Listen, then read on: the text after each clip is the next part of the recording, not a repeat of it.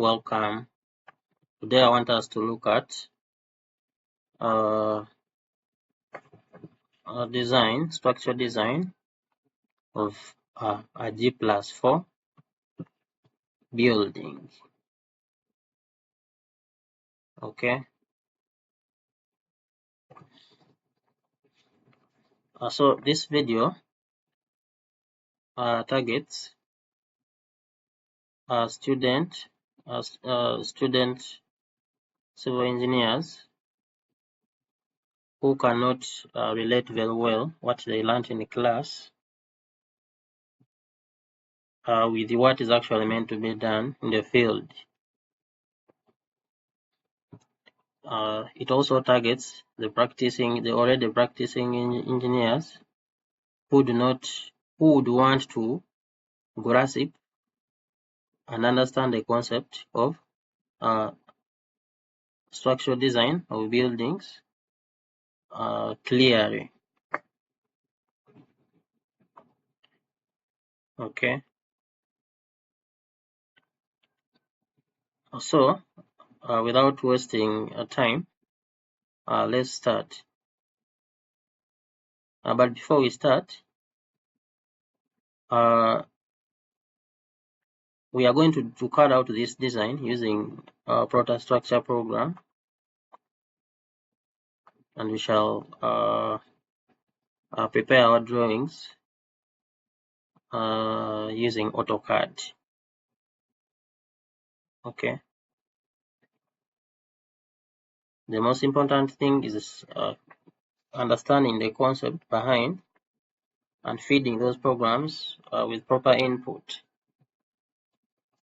Just like it said, garbage in, garbage out. The program will always output, but there is no guarantee that every output produced by the program is genuine and realistic. Okay, so it all bases on how you well understand the principles of design. Okay, so without wasting time, let's dive into the design. Okay, so usually before we start on any design, before the structural engineer starts the design, the client approaches the architect who carries out the architectural designs. Okay, and this architect is the one who coordinates most of the other professionals like the surveyors, the geotechnical engineers. Okay, this architect represents the client, in other words, and is the one who usually recruits the other professions, including the structural engineer. So before the structural engineer starts,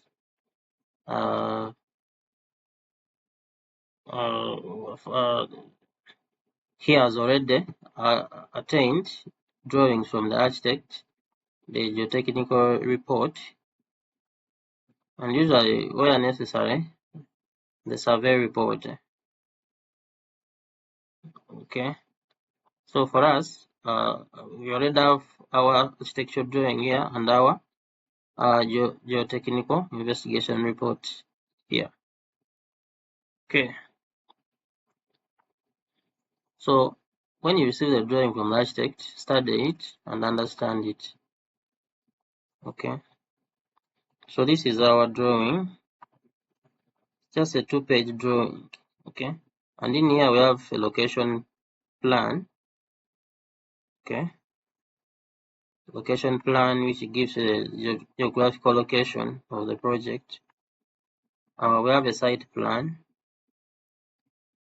Okay, site plan will tell you the actual location of the building on your site. Then we have the floor plans. Since it's a G+4, we have the ground floor plan, which is typically a parking of story. Then we have the first, second, third, and fourth plan as a typical residential stories. Okay, so you need to start the drawing such that you do not compromise. Do not compromise on the space. You do not compromise on the loading. Okay, when you're loading your structure, it has to be representative of the architectural drawing or of the actual building that is going to be occupied on ground. Okay, so when you look at our typical stories here, our typical floor plan, it is there are major studio rooms. Okay, studio rooms. Okay, so the dwellers of this building have their parking space as a ground floor level. So after someone parking, they'll have to ascend the staircase, and each individual makes their way into their studio room. Okay, so we have an entrance here which serves this room and this room. And then there's a door here, which means this is sort of a passage. It's sort of a passage to this room. Then we have a door here and a door here, which means we have sort of a porch or a balcony here. Okay, so this individual will come, enter, then this one will also proceed, enter. So in each room we have a living space, a bed, kitchen area, and a toilet or bathroom area. Okay, then a balcony attached to each room. Balcony. So in our design, we have to put all these into consideration. Okay, in order to satisfy the client is what needs. We have to put all this into consideration. Okay, so basically that is it. Then the elevations can guide us in getting the story heights and also any extra items. For instance, we have a tank. We have tanks between grids 4 and 5. Okay, grids 4 and 5, then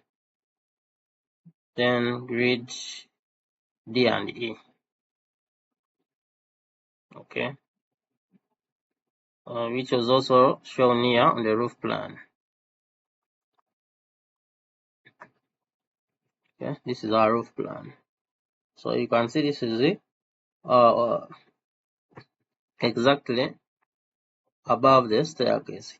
Okay, so we have a solid slab above the staircase that acts as our tank slab, which tanks will supply water to the individual studios.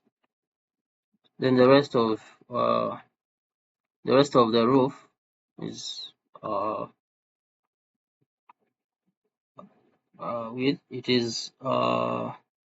iron sheets, roofing sheets. It's made out of roofing sheets, as you can see in the specs here. Versatile pre-painted iron sheets.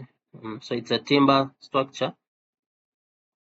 Okay, cladded with iron sheets.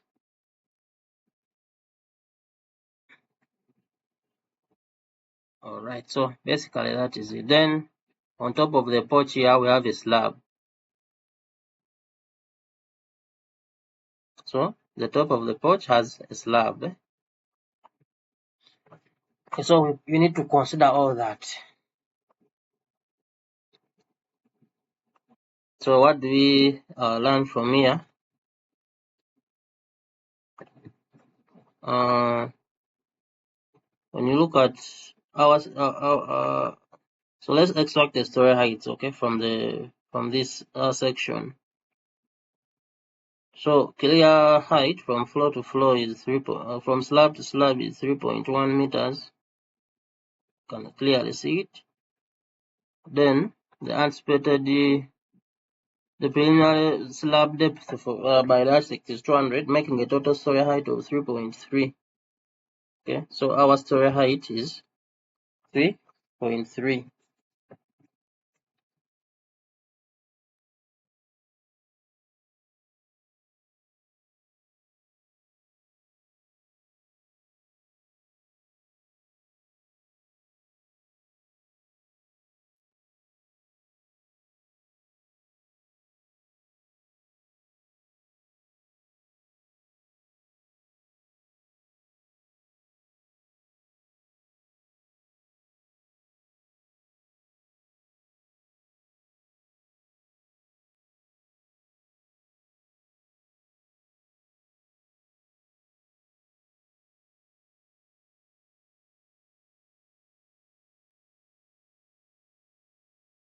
Okay, so you need to take note of that.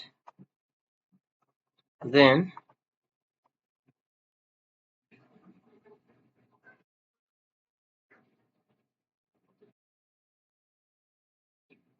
so basically that is it. Okay. Then maybe the last story. Okay. The story between the roof and the tank slab. It's a bit less than 3.3, but we shall assume 2 meters. Okay. Shall assume 2 meters.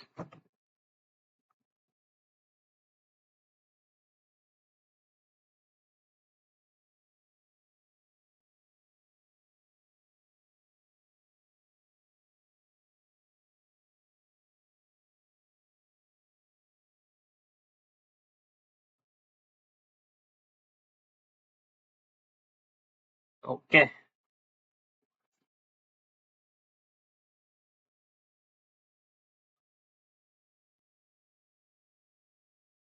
So I think with that we can start. Can start on our project. So let's open Protastructure straight away.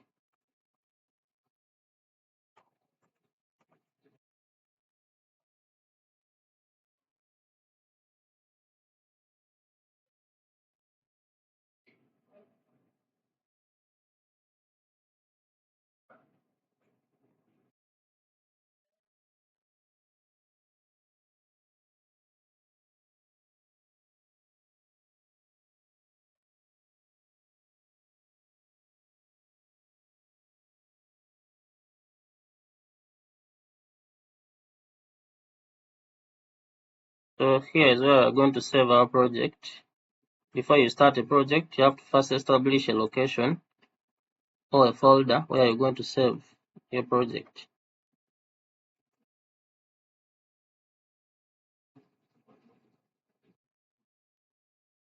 So we're going to create a new folder here.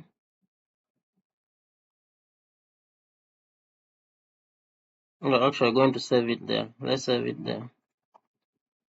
Okay, so this is going to be the first project in that folder. So we are going to create a new project from there, and we are going to name it G plus. Okay, G plus 4. G plus 4 residential.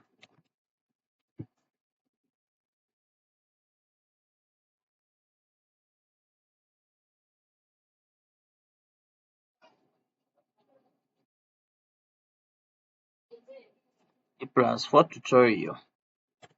Call it G plus 4 tutorial. Okay. So the program will prompt you to choose a design code, or what it calls a template. In our project, we're going to use your code. Okay, so now depending on your country, choose a code that suits your country's requirement. Okay, so we shall use Euro code. Then you import.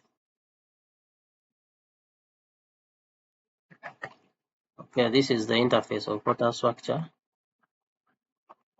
Okay, and at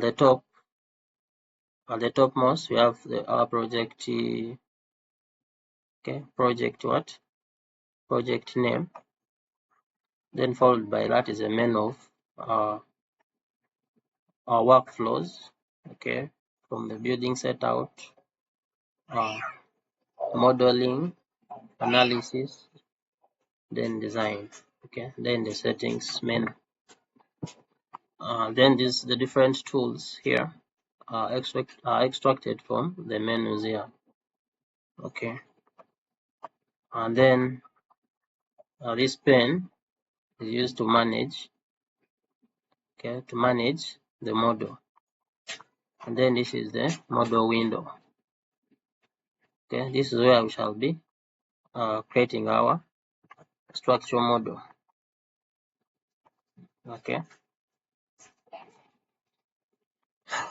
All right. So we have the file menu, which you can use to actually create a new project or open an existing project.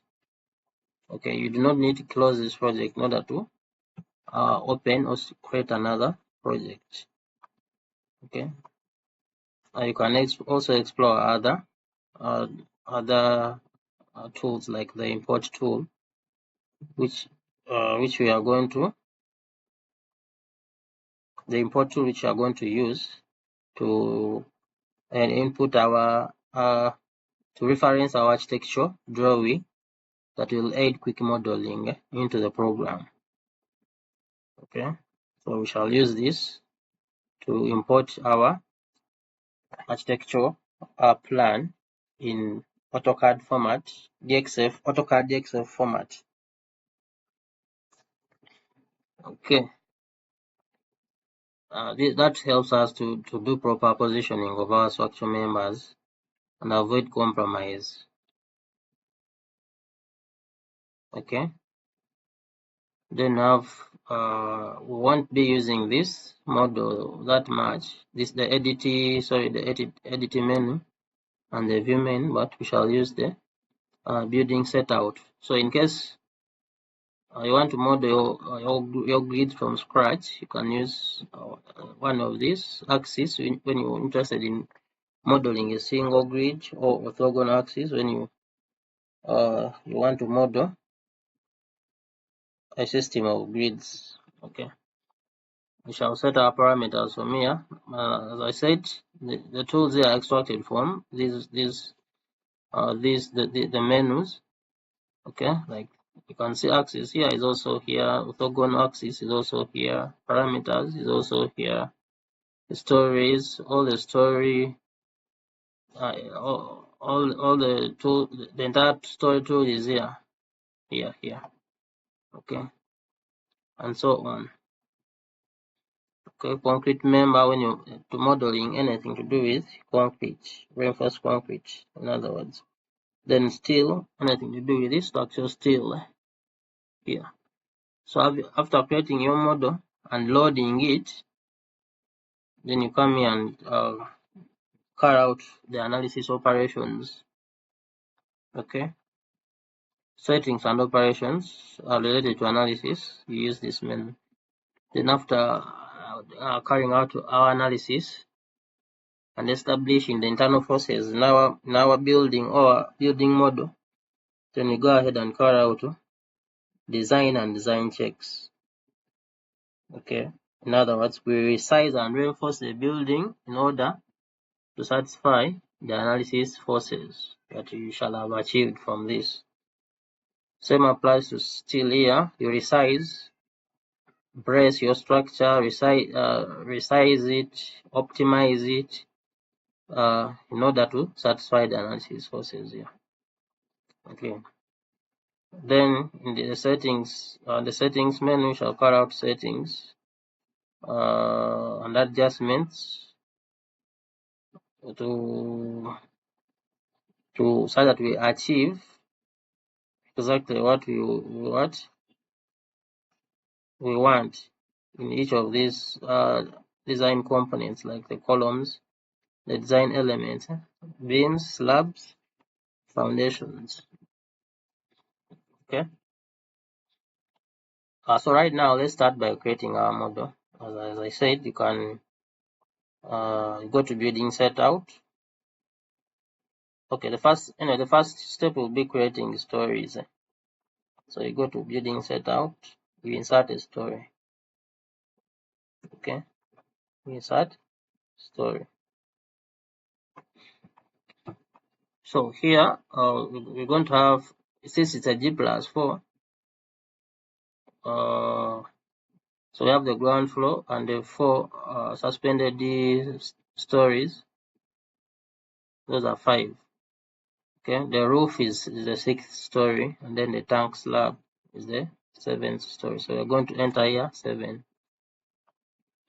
Okay, then after inserting those stories, we shall make edits, shall assign the story height and so on using the edit story menu. You can, as I said, you can access it from here, or you can just expand here, go to edit story.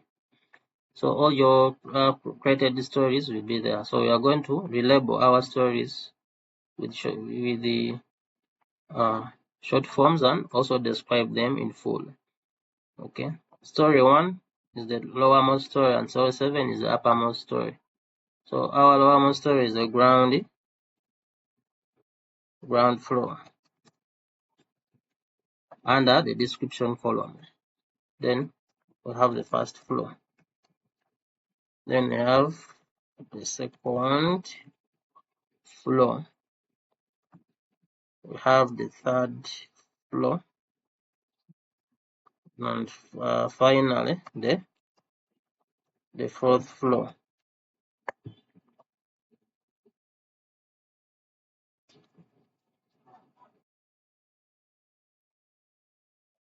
Okay. Then we have the roof and the tank slab. Okay. So we shall call this the ground floor. We shall denote it GF. First floor we shall denote it F1. Shall denote the second floor F2 and so on.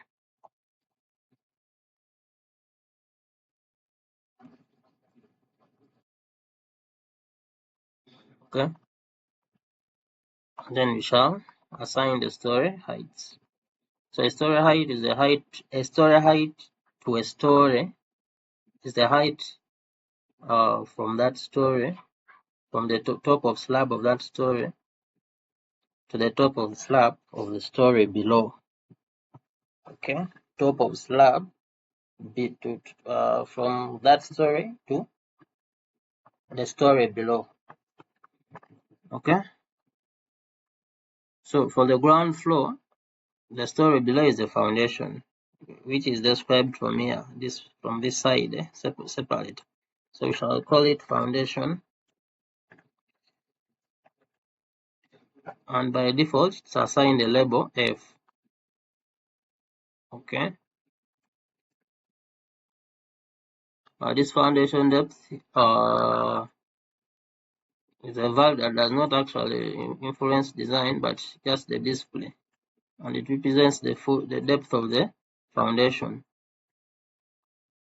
not the depth of excavation, but depth of the foundation. For instance, the depth of the footing, say maybe 500 or 600. Then the first story bottom level is the reference data or the reference elevation that you assign to your foundation.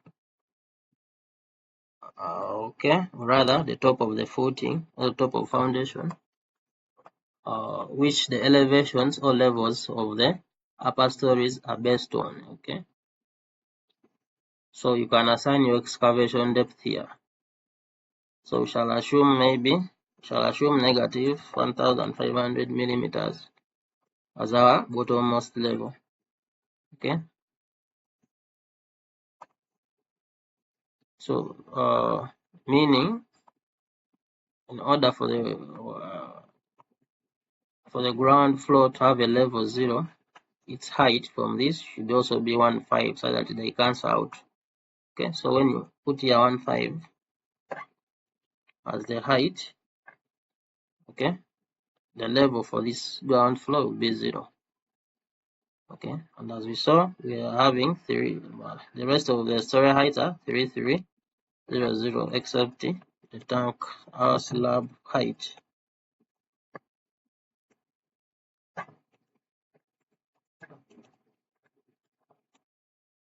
Okay, this we assumed 2000.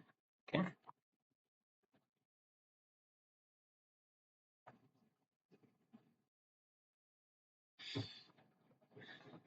Okay. All right then.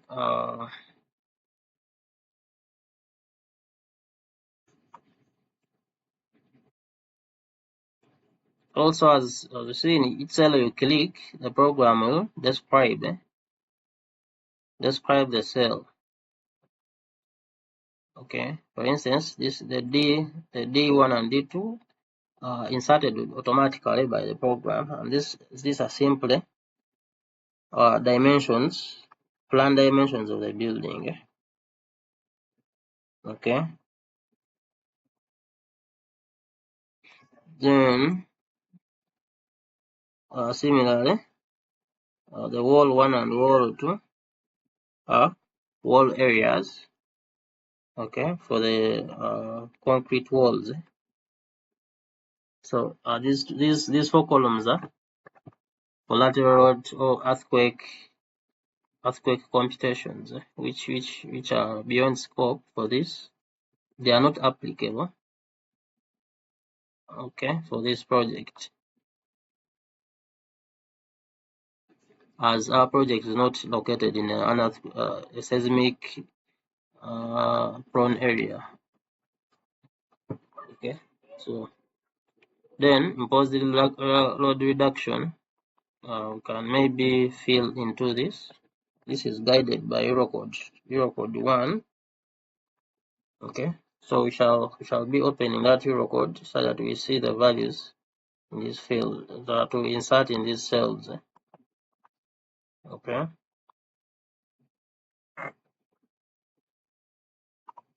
So let's open Eurocode 1.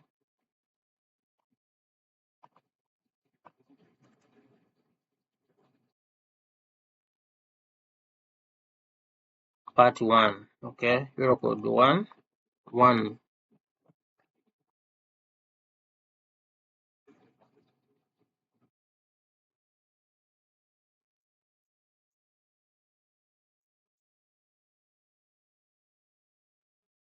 Okay, under live load,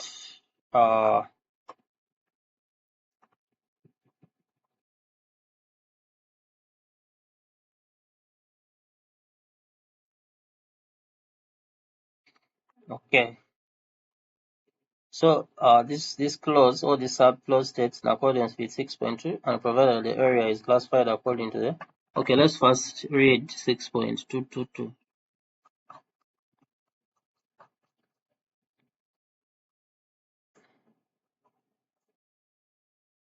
So this sub-clause states where imposed loads from several stories act on columns and walls. The total imposed loads may be reduced by a reduction factor or by a factor alpha n according to these two clauses, 6.3 and 3.31. Okay. Okay, let's first read 3.31.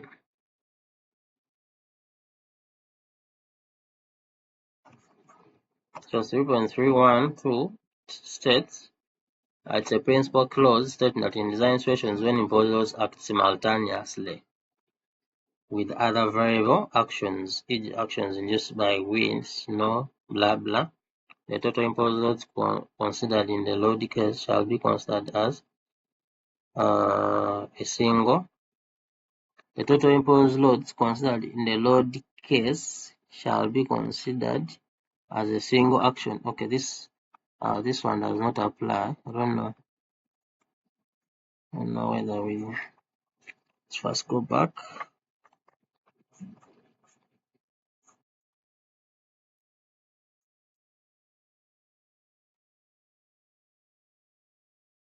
Okay, let's just focus on this. It states, in accordance with clause 6.222 and provided that the area is classified according to table 6.1. So 6.1 are categories of live loads from A to D. Okay, whereby we have A for domestic, B for office, C for congregations, and D for shopping.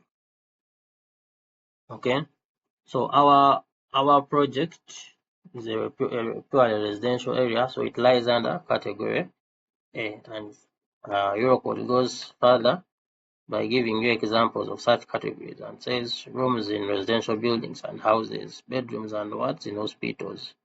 They are all categorized under A. Bedrooms in hotels and hostels, kitchens and toilets. Okay.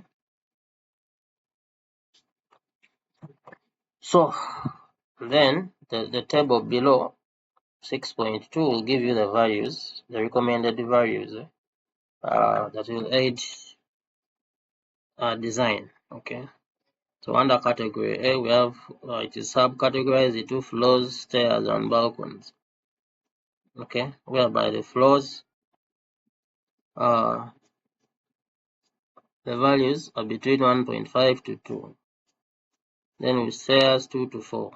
Balconies 2.5, whereby the Eurocode says the underlined values are the recommended values. But in case you do not use them, in case your country has a national annex, you can usually refer to the recommended values or the values are stipulated by your national annex. Okay, so for us, we shall always design. Depending, you can use engineering judgment to choose a value fit for your project. Okay. Otherwise, you may choose the recommended values or underlined values. Okay. Okay, but before so the essence of this reduction factor is that as stories increase, the actual load or the total actual load on the at the bottom or lowermost columns, the columns below keeps increasing. As you go down, the actual load keeps increasing. And since in a design, we actually load each floor with a live load. It tends to be less realistic because there's no guarantee. Okay, there's no guarantee that actually that story will keep having such a load at all times. Okay, for the permanent load like finishes and self-weight, those ones will always be there, but for the live loads, okay, and the value the live loads or the imposed loads will not always act at the same time, okay, in all stories. So the application of the reduction factor ensures that there is a reduction in the live load imposed onto the columns and walls, and in return the footings or the foundation. So this factor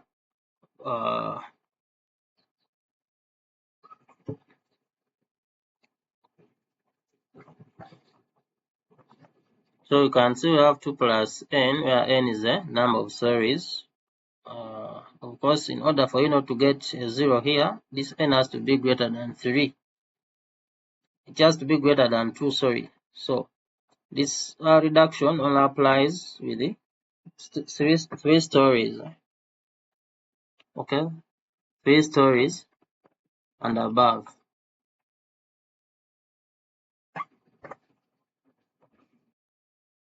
Okay, so the 3 or this n is the number of such stories categorized in table 6.1. Okay, whereby for us we have a 4 of such stories. Okay, so this factor is applicable in our project. Okay, and then this factor here we are being referred to Euro code 0 annex A1. So we find that this factor is always 0.7 for all occupancies except storage. This is a reduction factor. Okay, when you use this table A1.1, you find out that this factor is 0.7, and for storage occupancies, the factor is 1.0. So we are going to compute this factor for each story. Okay,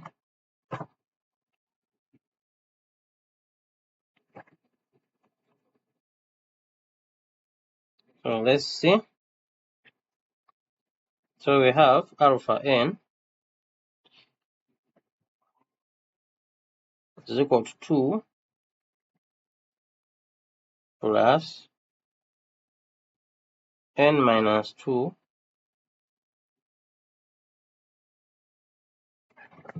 okay, then the reduction factor over n. Okay, so we shall start with the ground story. We shall start with the top story. Okay, where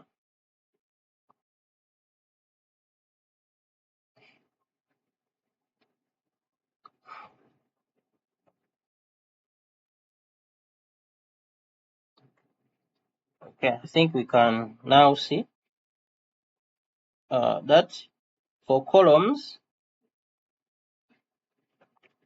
I think I'll better illustrate it by through some kind of drawing or some kind of sketch. Okay, so assuming this is our ground story, this is our first, second, third, and fourth. Okay, where we have columns on each of these stories. Okay, so you see on the ground floor, this ground floor, the column on this ground floor is this column that goes to the foundation. Okay, we have first, second, third, fourth. Okay. So this column here, so the factor that will apply here, so this column is carrying this it's carrying all the floors up. So here our n will be 4. Okay, then this column is also carrying this story, its own floor, and also the 4 upper stories. So even here our n will be 4. Then this one is carrying this, okay, this column here. I said here this one will carry all the 4 suspended stories. So n will be 4. Okay. Then this one will also carry its own floor. Then the other 3, so also n will be 4. Then for this column, this column will carry this, and so n, whereby there n will be 3. Then this one will carry this and this, so here n will be 2. Then this one will carry this and this, by n will be 1. So this one only carry 1 story. Okay. So the reduction, this formula applies where n is greater than 2. Okay, meaning at the 4th floor and the 3rd floor, we won't have any reduction. Okay, we shall have 0 reduction. So we are only going to apply live load reduction on the ground, 1st and the 2nd floor. Okay, so let's quickly compute the factor. So for the 2nd floor, we have n3. So alpha 3 will be 2 plus 3 minus 2. Beside this factor is 0.7. Okay.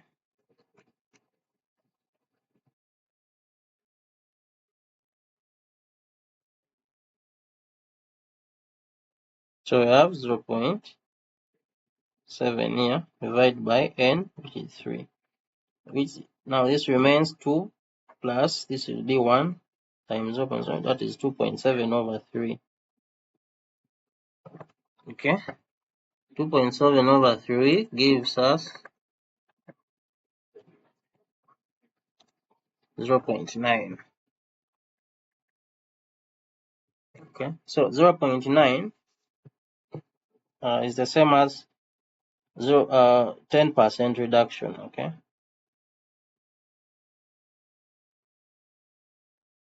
Okay. So at the 2nd floor, we have 10% reduction. Then let's see at the 1st and the ground floor, where we have alpha 4. So alpha 4 will be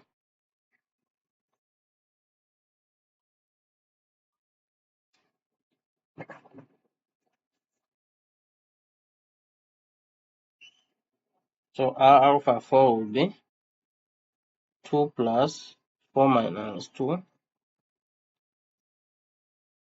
0.7 divided by 4. Okay, so here 4 minus 2 is 2 times 0.7, that's 1.4 plus 2, that is 3.4 divided by 4. Okay, 3.4 divided by 4, which is 0.85. Okay, so the factor 0.85 is the same as 15% reduction. 15% reduction. Okay, so the ground floor, we didn't take any for the ground floor to be 5 because it is since the ground floor in most cases rests on the ground, on the soil. Okay, so the loads on that story, okay, which is usually called the oversight slab, do not actually go straight to the columns, but they have already reached their destination. Okay, so you could maybe only design, you could only assign here a factor of 5, which means reducing the loads further in case your soils are weak and you've designed the ground story to transfer all its load to the beams and columns, just like the upper stories. Okay.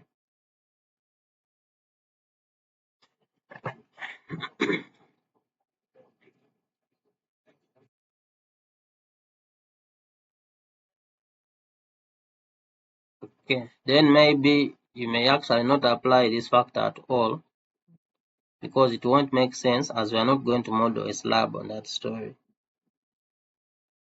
Okay. I think that will make more sense. So I suggest we do away this factor on that level. We just apply a reduction on the 1st floor and the 2nd floor only.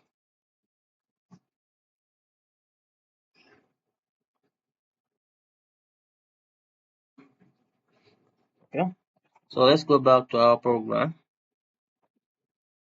Before we do this, I want to make a small adjustment in the codes or in the parameters. Okay, so come to building setup, come to parameters. Okay, so under codes, I want us to use the base code without the UK annex. Okay, I want us to use only the code, the Euro code, without the annex. Okay, so we shall make adjustments in that. So just look for Euro code, base code, this one. Okay, just maintain it everywhere.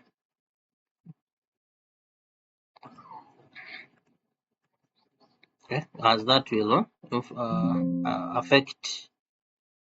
affect the design and also the live load reduction factors. Okay, when you come here and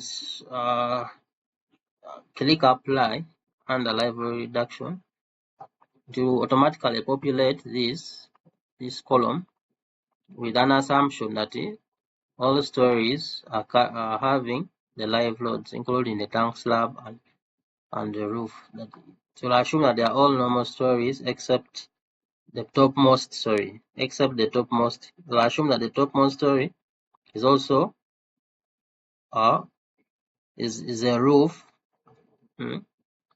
Except when you come here and command it to assume it also as a normal story, then it will start. It will do this. Okay. Without this ticked, it will start applying reduction. See, it start applying reduction from the third story. So it will assume the columns here are carrying the third floor slab, the fourth, and this roof, and that the tank slab is the actual roof, so it will not count it. Then when you assume this as a normal story and click apply, the reduction will start from here. So it will count this as a slab as well, okay, and count the 3 stories required, 1, 2, 3, and it starts applying reduction factors. I can see this will be n is equal to 3, this will be n is equal to 4 as we computed, n is equal to 5 will be 18, n is equal to 6, n is equal to 7. But now this will not apply because now for us we know what to do. So we are going to make adjustments.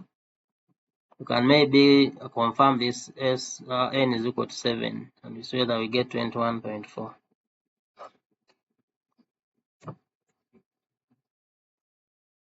So n alpha 7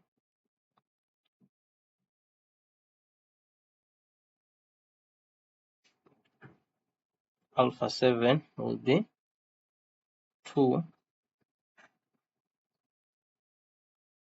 plus 7 minus 2 times 0.7 over 7. So this will be 5 times 0.7. It gives us sort of 3.5. Okay, so 3.5 plus 2, that is 5.5 over 7. So we have 2.75.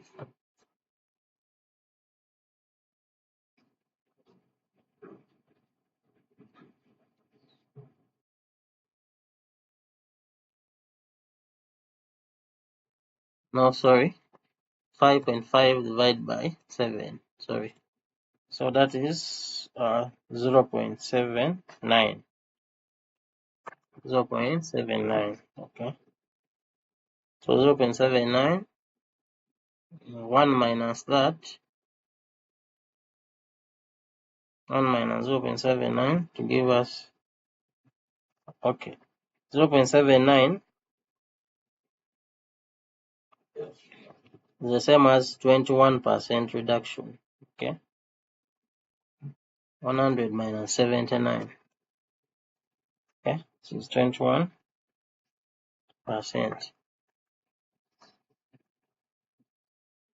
Okay, let's get it.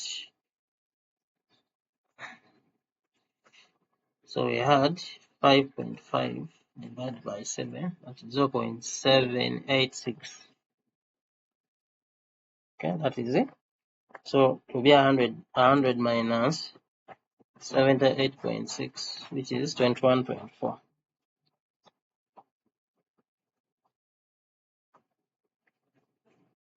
So 21.4% reduction.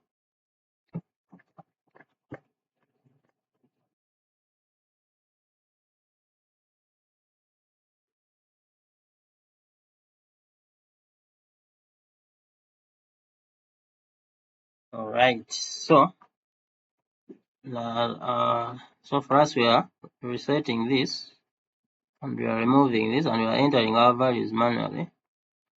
As we said, you have 10% reduction here, and also 15% here. Okay, 15% reduction. So that is all. Then last is column. Similar stories. For typical stories, you can define them as similar stories. Okay, just like in our project, we have the first. You can just click here and drag up to the fourth. They are typical. Okay, so just define them here. Click here to define them as similar, so that as you do, and when you do something, at the end of those stories, it is automatically populated in the other similar stories. Okay. Yeah. So okay. So that is it. But for now, it has. For now, we shall do this later. Shall do the definition later. Okay. Just first say okay. Then okay.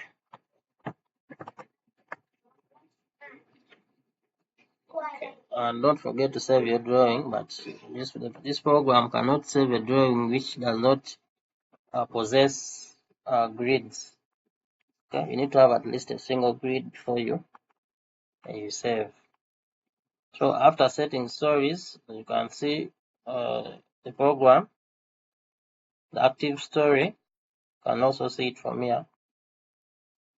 Is the uppermost story. Okay, so you can always switch to your favorite story, any story you want. Okay, you want to work on by just double clicking here, or you can simply dock it here.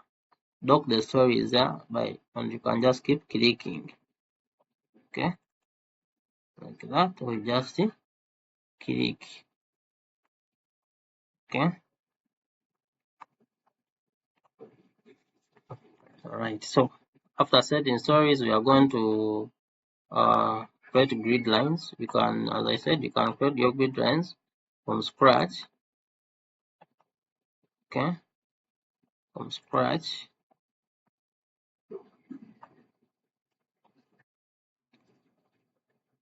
Press Ctrl to achieve orthogonal directions.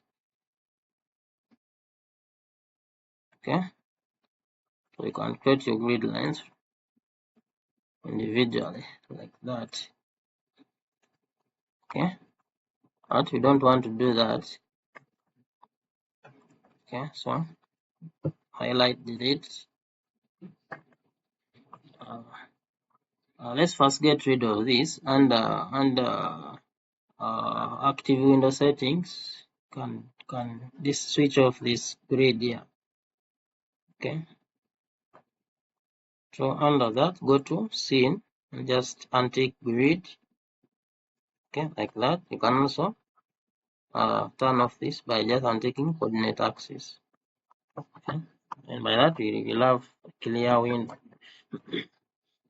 Okay, or if you don't want to do a single grid, and just come here to orthogonal axes and click. Then you can set your starting point, your starting coordinates. Let me choose 0, 0. Then you can define your axis labels. Okay.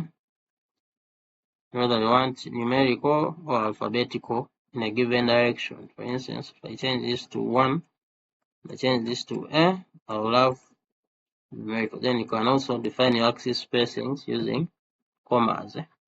Instance 4,000, 6,000. Okay, can even use, if you have several of them, you can say maybe 5,000 times 3 times. Okay, then yeah, maybe you can maintain in case the spacings are not varying. You can just maintain that and say okay. Okay, by that we shall have created our grids. Then after that, you can now start modeling your columns at the intersections of the grids. Okay, so for us, we are going to just import our architecture plan here. So to import, you go to external reference. Okay, you can go to file, then model or file import, then you choose external reference, or you can simply click on this button. Okay, then you load.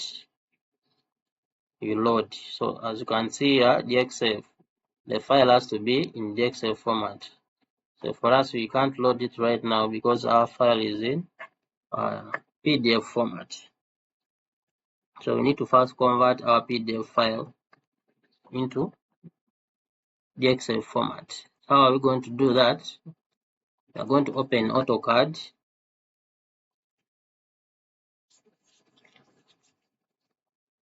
And import, we first import our drawing, our PDF there, then we save it as a DXF.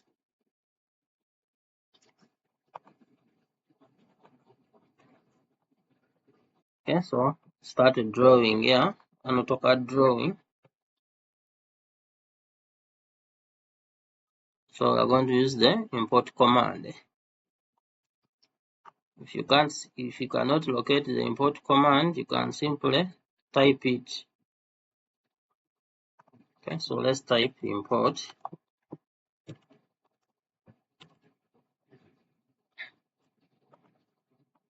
Then from there, we navigate to a browse for our project, for our architecture drawing.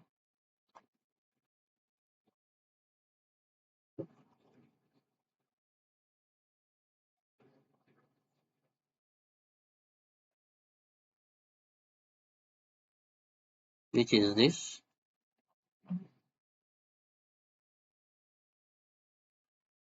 Okay. So let me just tick this. Allow convert solid fields into arches. No untick solid fields. Then here, as you can see, I have only 2 pages, but I'm more interested in the plan views only. I'm not interested in elevation. So we're just going to import the plan views. Okay. So you say okay.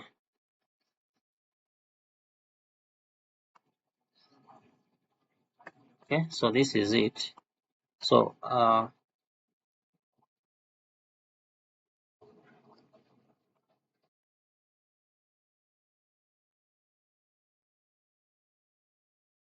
so for purposes of this project,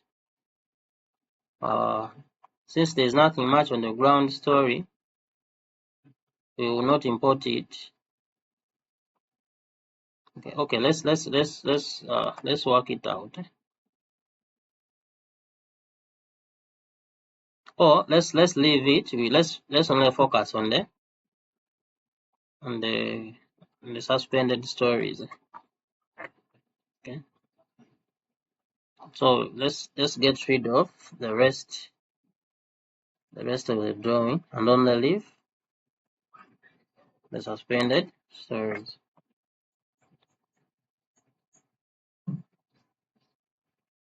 Okay. You may also delete other unnecessary parts of the drawing.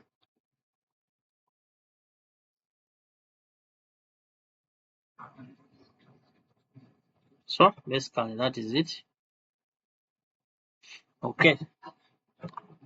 So before you import, you have to ensure that you do not have any blocks. So the first step is to explode your drawing. Okay? So you need to explode it. Before you take this to Protastructure, you have to explode it. So right click, highlight X. Okay. You can activate the explode command using the shortcut X, or by simply highlighting and coming here and tapping this button. Okay, I'm doing it as many times as possible, but depending on the version of AutoCAD you're using, you may simply just do it once. Okay, then from there you confirm that the units, the dimensions on your drawing are matching with the scale of AutoCAD. Okay, so when you measure distance, okay, so let's use, we're going to use this, let me see. Okay, we're going to use this as our reference dimension to check. So from here to here should be 3.7 meters, or 3,700 millimeters, which is not the case. Okay, it's not the case. Okay, so before you do that, you have to confirm that our units are actually matching with the drawing units. Okay, or we can just simply scale our building. Let's simply scale it to match this. So we are going to select the drawing, then you go to scale command, which is here, or you can simply punch in SC. Okay, like that. Then choose a base point, click anywhere outside the drawing. Then are you going to use a scale factor or reference? So for us this time around, we are not punching in like 2. 2 means doubling the existing drawing, or 0.5 means reducing it by a half. So for us, we are not doing that. We are going to use our reference dimension. Okay, so in here you trace, when they tell you to specify the reference length, you can simply put it there, or you trace it out. Okay, in other words, the AutoCAD itself is going to compute the scale factor from this specified, from the reference length, the actual length you get after measuring from here up to here, which you got as 1.9 something. Then with the 3.7, which is the new length, or which is meant to be actually the length, the true length. Okay, so we are just going to trace. As you trace, AutoCAD will record. Okay, so let's turn on Auto. Let's snap this endpoint. Okay, see, as you drag, it records. So up to here, it gives us 9.423.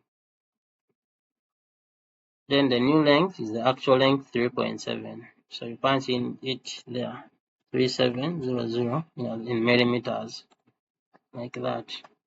So when the drawing disappears, you simply retrieve it by double clicking your mouse wheel and scrolling, maybe like that. Okay, you can now reconfirm. Okay, so from here to here should be 3.7, like that. Okay, so the scale applies to the entire drawing, so you can also confirm other dimensions, maybe in the opposite direction. You can confirm this and see, it should be exactly the same or close to that one. So this is 4689.67. So almost 4690. Okay. So dimensions are usually rounded off. So we are good to go. Let's maybe confirm this from here. Should be 2250. You see, 2250. So, all right. So this won't be misleading when we are carrying out our structure analysis. We won't get misleading analysis results because our dimensions will be almost the same, all the same as those in the architectures. After doing that, we are going to save this. Okay, you can simply save the file as, or you can just highlight and punch in the W block command. Okay, so highlight, then punch W block. Okay, we are saving this as, then you choose the folder. So we are going to use our folder where the architectural drawing is. Okay, so we are going to put it there, and we are going to call it floor plan. Floor plan or typical floor plan. Then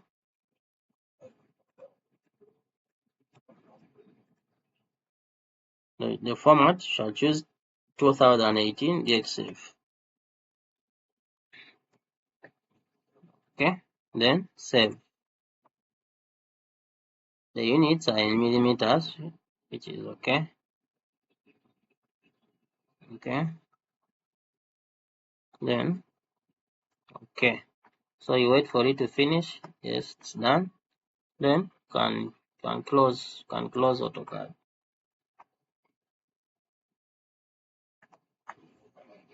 Okay, so from there we go back to our Protastructure. Go back to import. So I want us to start with the first floor. That's why it is the active story. Okay, so we are going to model everything on the first floor. Okay. Or you can still actually go back and set these stories as similar. Okay, first to fourth. Define them as similar, then okay. Okay, so back to the first floor. Let's import now our reference drawing. So desktop, typical. This is the plan we created. Okay, the reference we created. So you open and wait for it to import. So it will detect the units. If they are not matching, you ensure that you choose the units of the drawing. Okay. Our reference drawing is in millimeters. So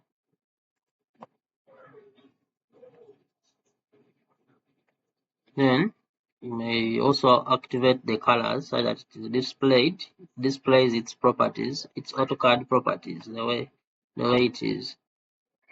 Okay, in case you want to turn off the same drawing from being displayed, you can just see and tick there. Okay, you can also reduce the intensity of the reference. Okay, if you want to make it more transparent, okay, you reduce the intensity like that.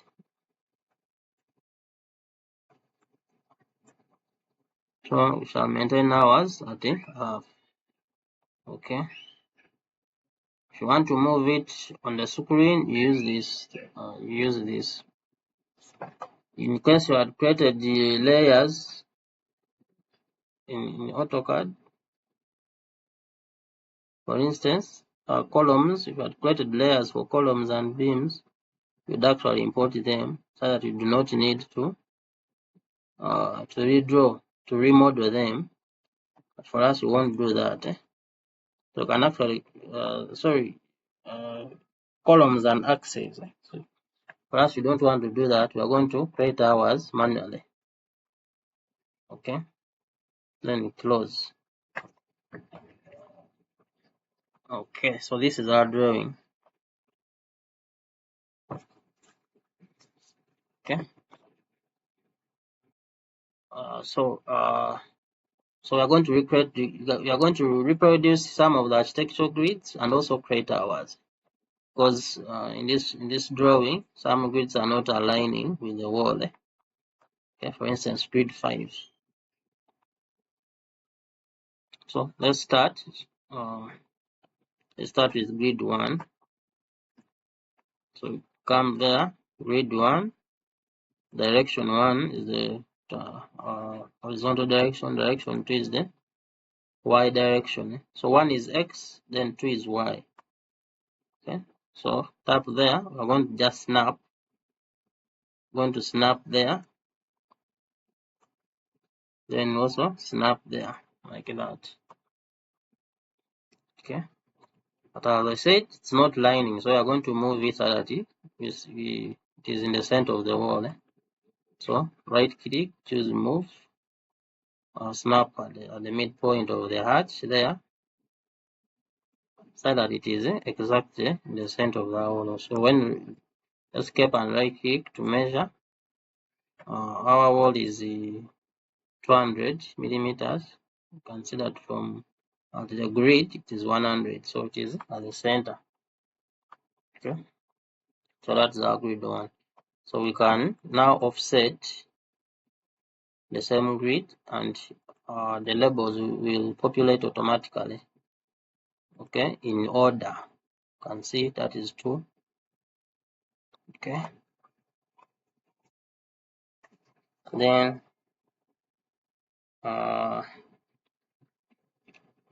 grid 3, grid 3 was targeting this porch. Okay, so for us, we are not going to put it there. We are going to put it. Okay.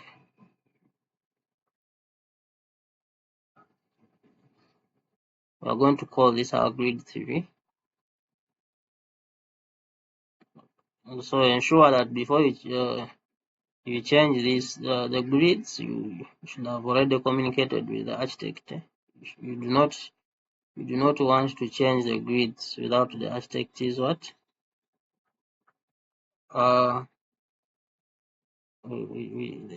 Without involving the architect, as your grids have to match with those of the architect. Okay. So let that be our grid 4. Then finally, let this be our grid 5. Then you do the same in the other direction. So this is our grid A. Let's call it A, sorry. So come, snap here. So snap there. Then escape, right click, offset. Okay, so that point.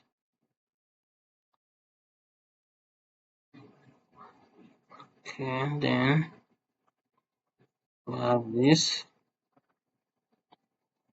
as our C, we have this as D, we have E here, and finally F. Okay, so we are done with the major grids.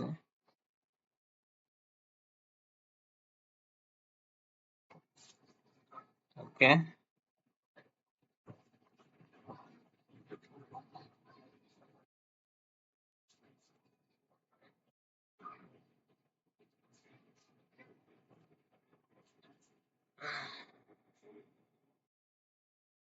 So from there, we're now going to start modeling. I'm going to start modeling our columns. Okay, we're going to start modeling our columns.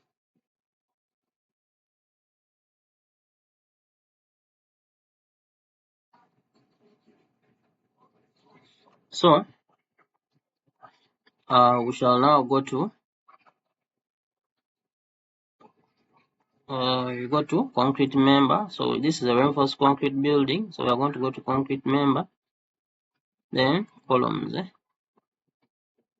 Okay, so the dimensions to put here, all the preliminary dimensions, these are the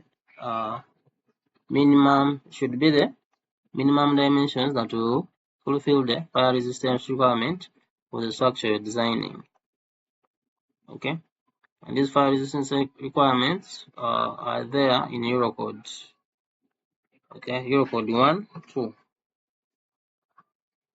Okay, so Eurocode 1, 2 will give you the preliminary or minimum sizes of the beams, the columns, the slabs, the walls. Okay, that you should always start with when you're doing your models. Okay, so you can either use Eurocode 1, 2, or you go to concise Eurocode. Okay, so let's try looking for it. Eurocode 1, 2, this one.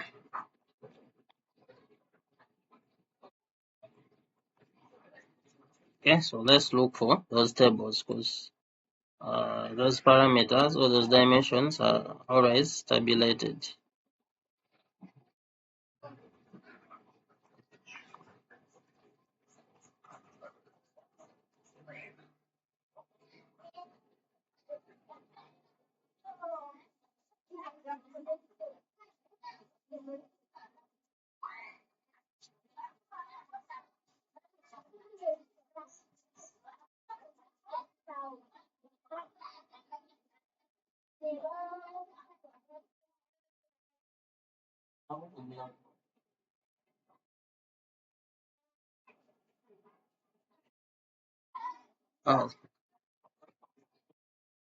Sorry, it should not be Eurocode 1, should be Eurocode 2. So sorry about that.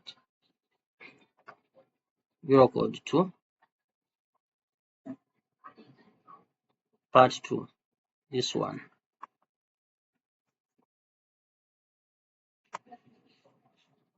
Okay, so as you can see, we have beams here. Let's look for columns.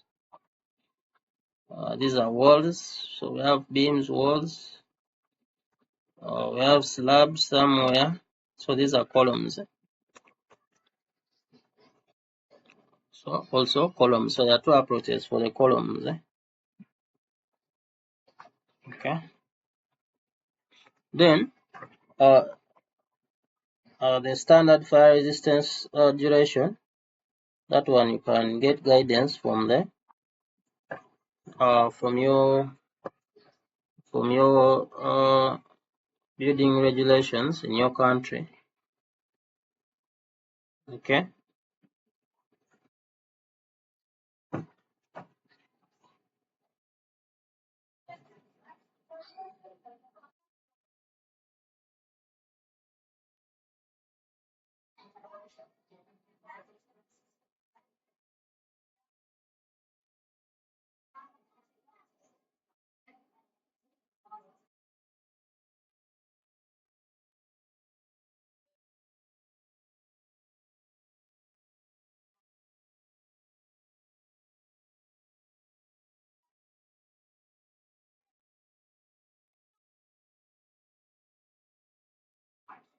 So for us, we are going to use 60 minutes as our standard fire resistance for this project. Okay, so you can see we have 200 as a minimum dimensions, as a minimum dimension for fire resistance for the column. Okay.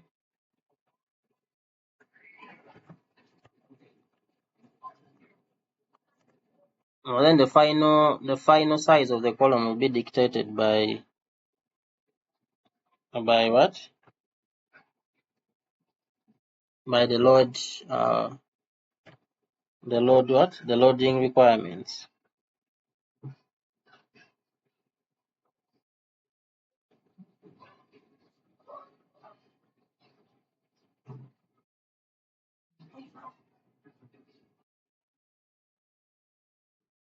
So that is it.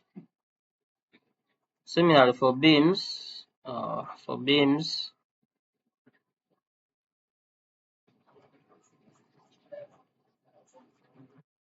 beams and ribs.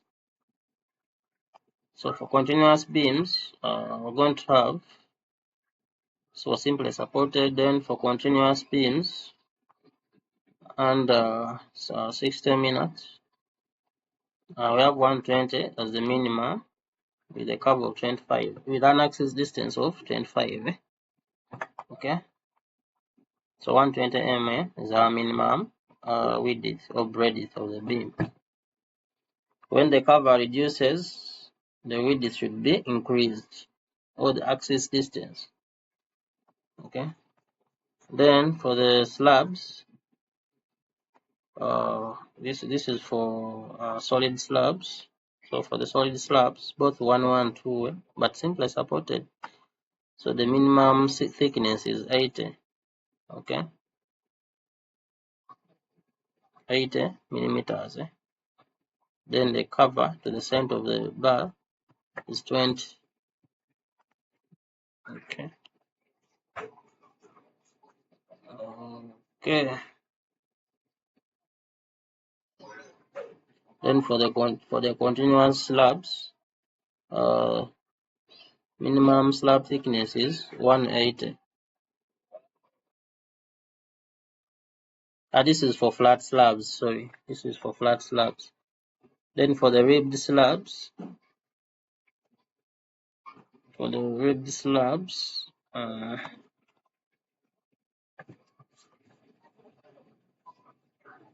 so this is for two-way slabs.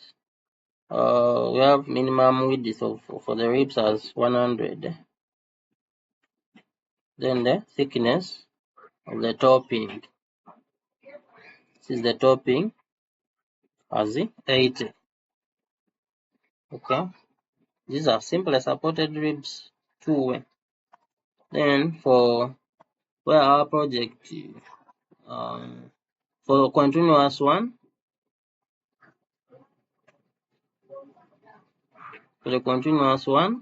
we have 8 as the topping. Then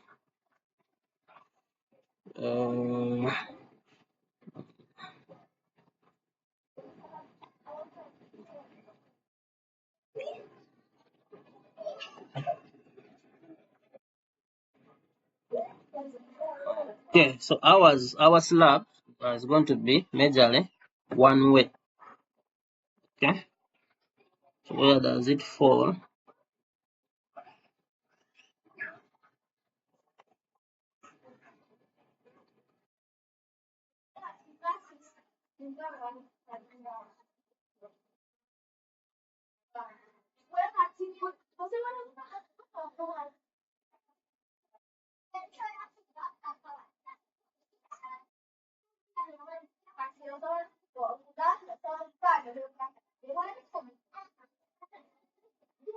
Okay, so the subclause 1 refers us to for one-way reinforced and for one-way ribbed slabs, it refers us to 5.6.2. That is under beams for the ribs. So it refers us to beams. So clause 5.6.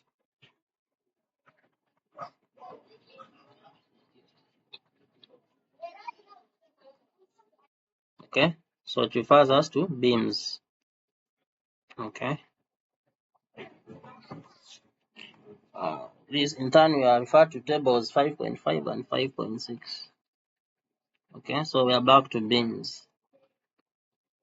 Okay, so for our ribs, in other words, we need to have a minimum breadth of 120. Okay, minimum breadth of 120. Okay, you can actually note that down.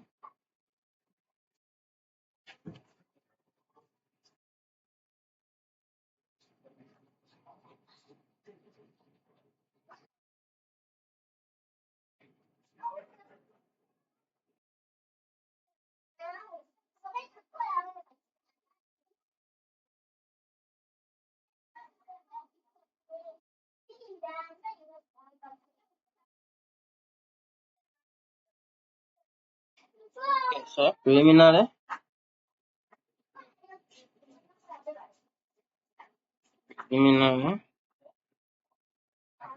member sizing. Okay, you say this satisfies the fire resistance requirements. What the standard fire resistance. Standard fire resistance.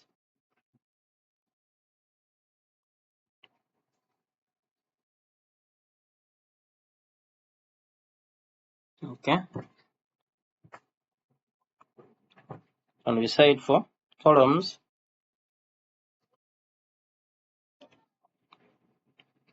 we had 200 as our minimum dimension. Then for beams,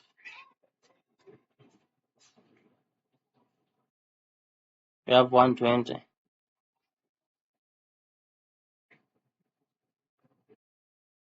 Usually the depth is governed by deflection, which is usually sufficient enough to satisfy fire resistance, but critical when it comes to deflection. Okay, so we shall determine this basing on experience and also analysis. Okay, then this is the beams and ribs. Then for slabs, we have 80 millimeter. So for slabs, we have the thickness.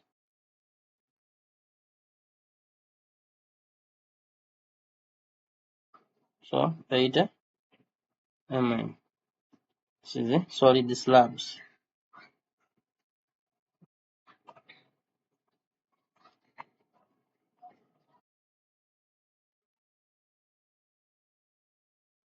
Okay. Alright, so let's now start modeling. So we're going to put here 200 by 200. Okay, then when you're placing your columns, they shouldn't be so close. Why? When they are too close, your footings down will tend to overlap. Okay, not necessarily physically, but when they are too close, even though the footings have not overlapped, but their pressure bulbs will overlap, leading to stress concentrations in the soil, okay, that are beyond the bearing capacity of the soil. They might be beyond the bearing capacity of the soil. Okay, so but for this, since we are having typical rooms, it will be easy for us. We shall place columns at the corners of the rooms. Okay, like that. We shall put there and there. Okay, put there. Put at this corner. Okay, so we have to ensure that wherever I want to put a column, there is a grid. So put there, put there, put there, put here. Okay. Then I want to put here, but I can't snap because there is no grid. So I have to create a grid there. Okay, so I'm just going to offset this to that point and snap the midpoint of the wall. And maybe I'm going to call it 1 prime. Call it 1 prime. Okay, you can turn off this for purposes of avoiding congestion, and I can actually stretch it right click, stretch up somewhere here, like that.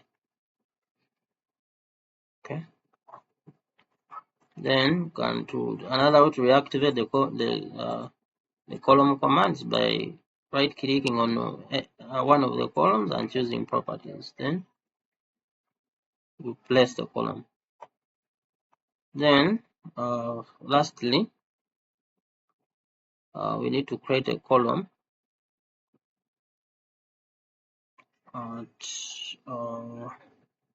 either here or so, because the other factor based on when you're creating columns is to avoid very long spans, as long spans will over deflect and require you to have very deep beams or even bigger reinforcing bars. Okay, so for instance, this span is a bit big, so you can actually introduce a column somewhere here.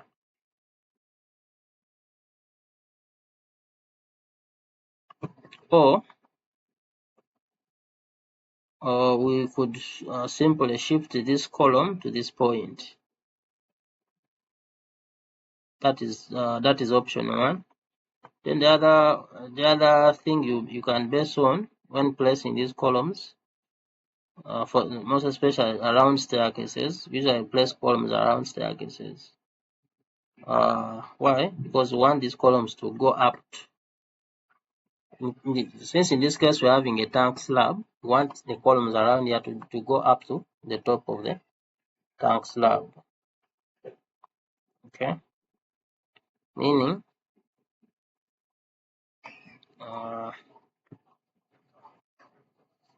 that is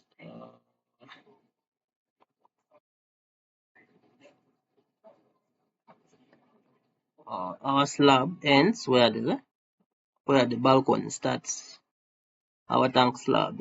So we need to create columns around there. Okay, somewhere here.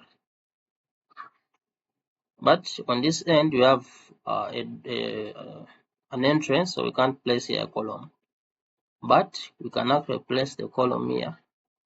Okay, when it comes to time for drawing, for modeling the tank slab, shall have a cantilever here. We could simply do the same this side. Okay, so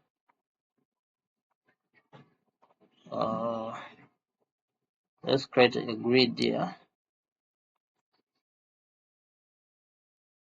Offset. We're going to call that grid 4 prime. Let me see. 790. This is 640. 790 minus 640. So that is 150. So half of it. So meaning the center of it will be 640 plus half of 150, which is 75. So 640 plus 75. So that is 715. 715. I need to ensure that this offset is 715.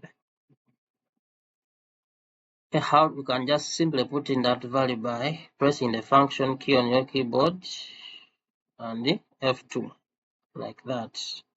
Then we punch in our value.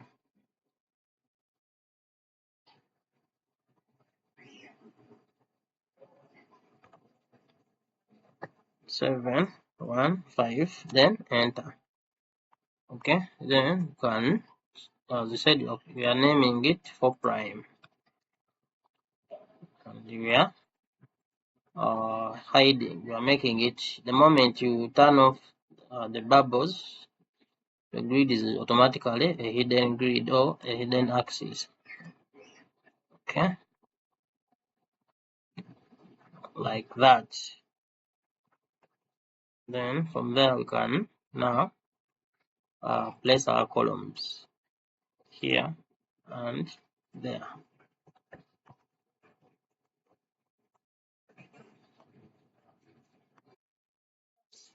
Okay, for buildings with basement parkings, one of the factors that will affect your column placement is the parking space itself should be sufficient enough to accommodate the cars, should be sufficient enough to provide for the turning radius of the cars, and also the width of the driveways. Okay, so for us, we are now done with our column layouts. Okay, the next step will be now to place the beams to connect the columns. Okay, so our next step, as I said, you can go to concrete member, concrete beam, or you simply come here. Okay, so we had our minimum beam dimension as 120, but our wall is 200, so usually we would want our beam breadth to match with the wall thickness. Okay, then out of experience, we shall maintain here 500 as our beam depth. Okay, the bigger the depth, the less the reinforcements, the less the deflection. Okay, so when the more the concrete, the less the reinforcement, most especially the depth, because it has provides influences the lever arm, hence the bending capacity of the section. Okay, the depth has more influence due to the square. Okay, due to the square, the power attached to it, the power of 2 attached to it in the section capacity formula for bending. Okay, so shall model our beam starting from that column.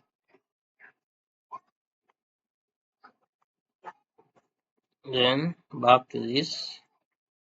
So you have to ensure that your beam rests on something. So since here we don't have any structure member, we need to first have model this beam. Okay, so right click to terminate. So we're going to model this. Or we can actually start it from here.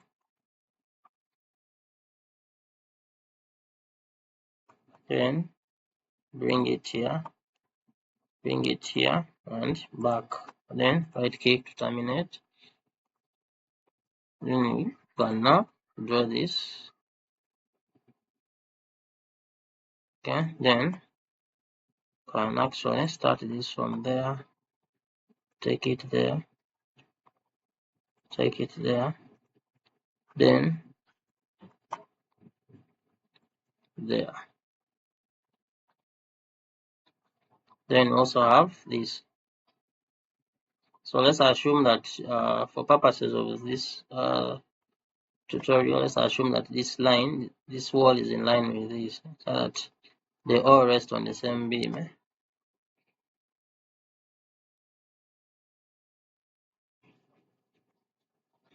Okay, like that. Okay, so as you can see, then maybe this one, we didn't model this beam. So as you can see now, all rooms are well demarcated. Okay, so the only remaining element or item is the only walls that didn't get the beams are the partition walls, whereby for those ones we shall simply rest them onto the slabs themselves. But the slabs will be able to readily carry those columns. So when we are loading, okay, when we come to time for loading our slabs, we have to cater for these walls, as they have an impact on the column design. In the end, these loads have to be transferred to the columns and the beams, okay, and then to the foundation. So if you ignore them, you'll have under-designed your columns and foundations, to be specific. Okay.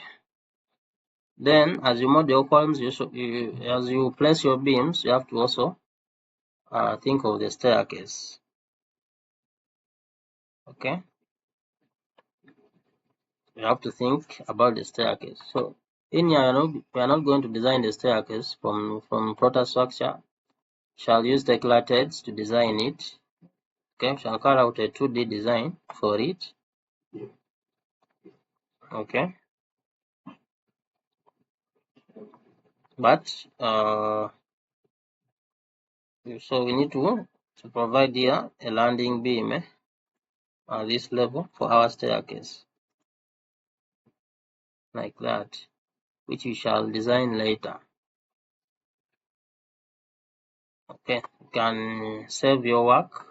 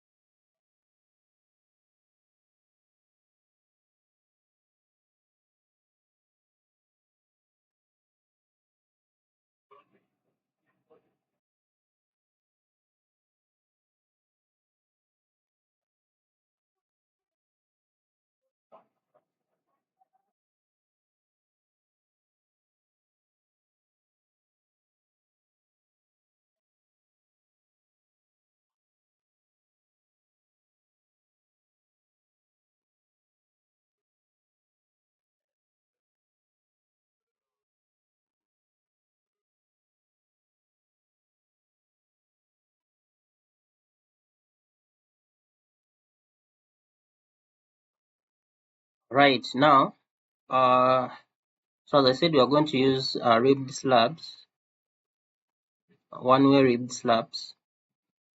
Okay, so we are going to model our slabs running in either this direction or this direction. Okay, all right. So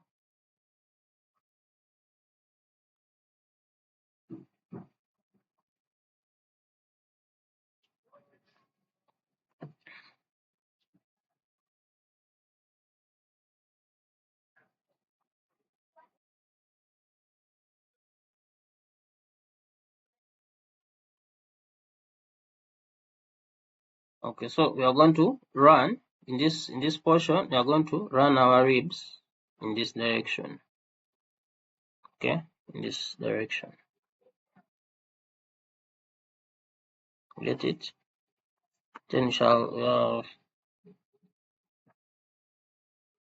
okay. Then the other thing maybe we didn't do. I want us to model this as also a ribbed slab. This porch then shall only make solid for the balcony slab, which will have we shall make them solid because they'll have tension. Okay, they'll have tension at the top.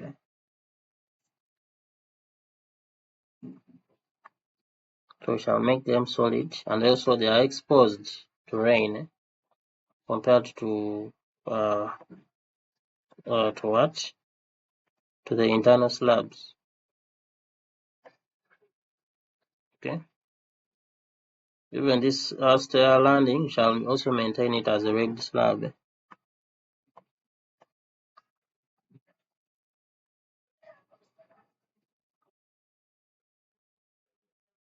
So come to building setup. Sorry, concrete member ribbed slab. Okay, so we are going to define our breadth. We had a minimum breadth of 120, same as beams. So we shall use 150. It's usually the practice in our country. Then the overall depth, as I said, this is determined by deflection, but usually 200 is the practice as the minimum. Then H slab is the topping, the concrete topping, with 3 feet as the minimum. S block is the size of the area size of the infill block that you use in your country. Okay, so we shall use a max span clay block of 300 by 300 by 6 inches thick. Okay, 300 by 300 by 6 inches thick. Then, having put the dimensions, also go to the load tab and fill in the loads. So this works for the slabs. You can define the loads at the time of modeling. So for the dead load, you shall have the finishes, floor and ceiling finishes, and then also these partitions, these permanent partitions. So you're just going to compute the load due to these permanent partitions. We add it to the finishing load. So the finishes, for the finishes, we shall use a value of 1.2 kilonewtons per square meter. Then for these partitions, so a partition of 150 weighs a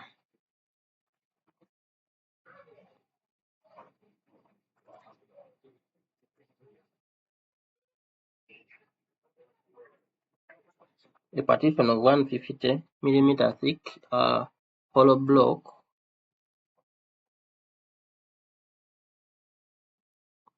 weighs around 3.4 kilonewtons per square meter.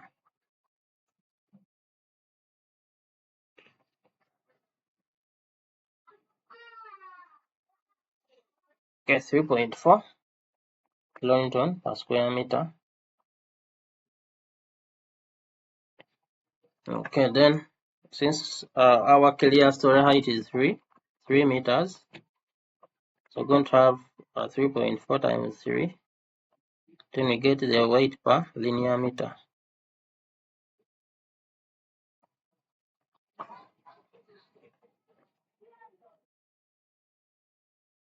Which is 10.2.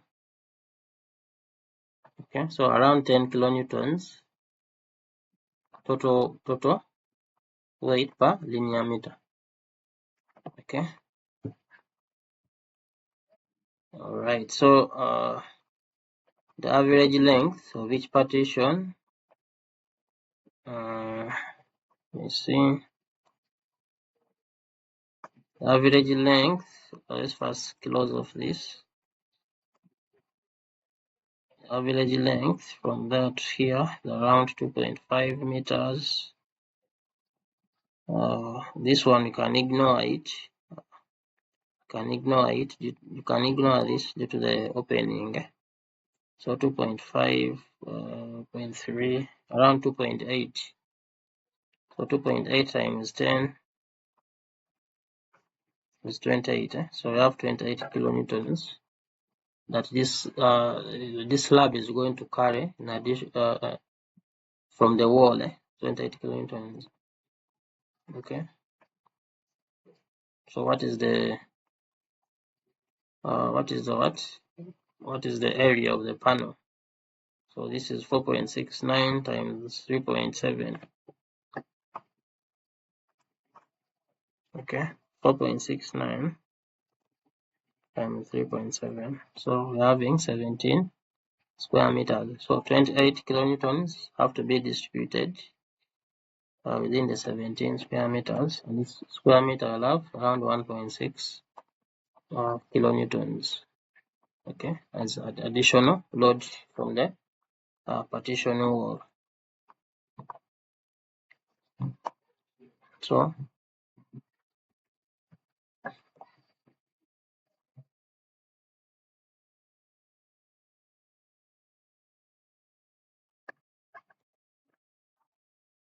we're going to have 1.2 plus 1.6, that is 2.8 as our dead load to be distributed.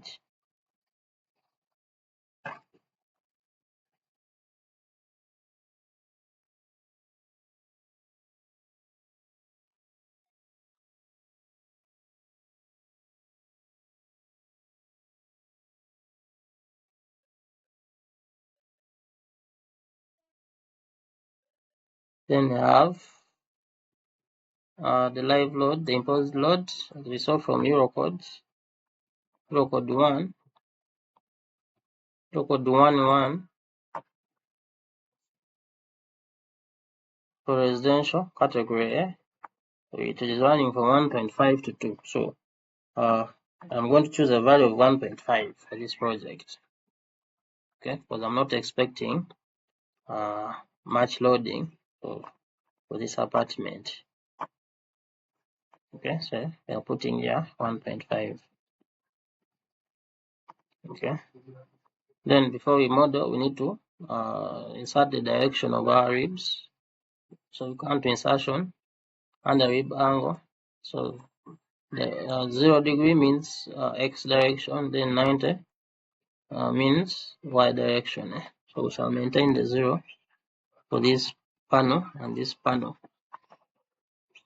Okay, same applies to this, and this. Okay, so we didn't change this to the other direction because we just want to maintain what? Continuity. Okay, we want to maintain continuity and robustness of the slab. We do not want discontinuities in between. We want load redistribution to occur. In case there is an overload at one panel, let that load be redistributed through the continuity of reinforcements from one panel to another. Okay, so we're also going to maintain this here like that, and you can close and save your model. Then, as I said, we also want to make this a ribbed slab, so we're going to extend the beams here. So we're going to have a cantilever here. So unfortunately, we don't have a grid there. So let's create. I'm going to create a grid. We shall call it 2 prime. Okay. We are offsetting. Sorry, we are offsetting this. So to this point, we want this to be the outer portion of the beam. So which means we need to offset it extra 100. So this is 1240. The extra 100 will make it 1340. So function kf2 1340 like that. So this will be the center line of our beam, and at the edge of the beam just flashes with this reference edge. So properties, call this 2 prime.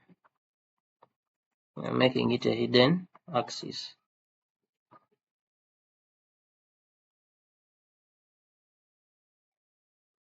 And I want this axis, I want to stretch this axis to this point, that point. Okay, so now let's right click on the beam properties, remodel, extend up to that, extend this to that, then draw the edge beam. You want to split? Yes. Okay. Then we're going to do some editing. Since we don't have a wall here, we're going to reduce the dead load. Right click, loads, we're going to reduce it to 1.2 for finishes only. So we are removing the partition from that panel. So we are going to apply the same load to this. But however, the live load here is going to increase, since this is some sort of balcony. Okay, so I'm going to change the load to the value recommended by Eurocode. The minimum value for balcony is 2.5. So 2.5. Then you update. Then model the same here. Okay.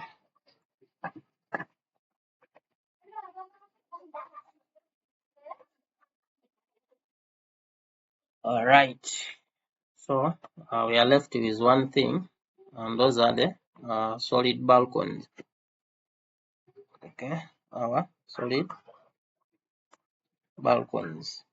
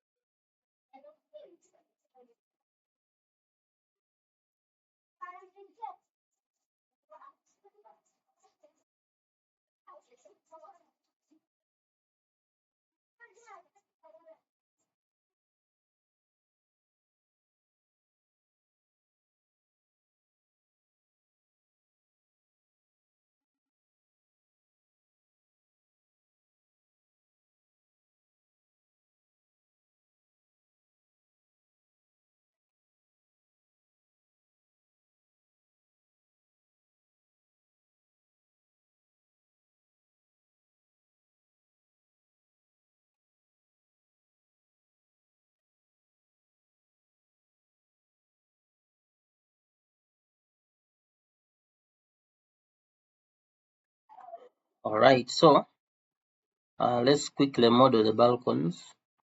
So we are going to quickly model the balcony. You have to model what we call a slab edge line. So it's under concrete member. Okay, slab edge. Okay, then inside the edge you can now model your what? Your slabs. Okay, so so under there you can also access it from here. Okay, so we are going to model our edge along this point. Okay, so we're going to draw a slab from here to there, our slab edge. And so using the rectangular shape, we're going to start our edge from there, then to this point, like that. Similarly, when you come to this way, reactivate the command and ensure you snap at the center of the beam, like that. Do the same for all. Okay, so here our reference doesn't reach the center, so we're going to draw temporarily what axes, temporal grids. We shall remove them later. So press Ctrl to make it straight. Do the same here. Press Ctrl. Do the same here.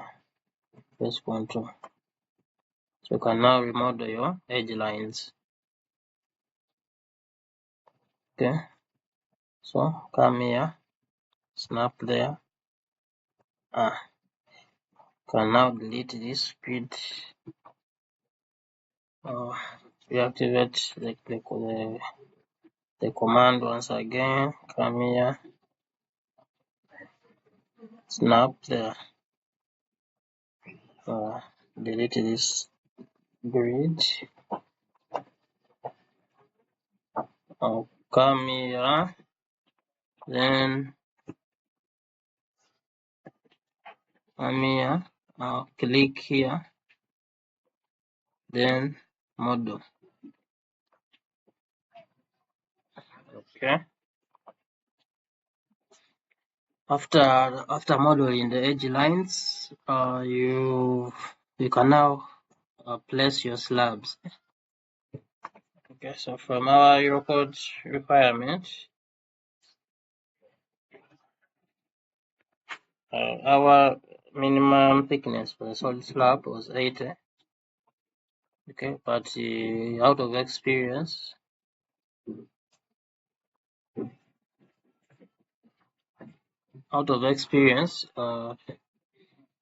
the deflection criteria usually dictates the required slab thickness, most especially for heavily loaded slabs like this one and cantilevers, which are prone to deflections due to the high bending moment at the tension zone of the cantilever. So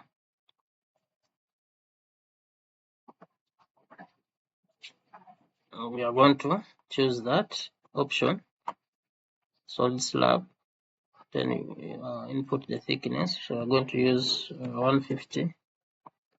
Let's first try 125 to make my work. Okay, let's use 150. Then the loads, for the loads, we shall only put the finishes of 1.2. Then a live load of 2.5 for our balconies as per Eurocode 1. Okay, so we shall now model our slab by simply clicking like that, and we are done. Okay,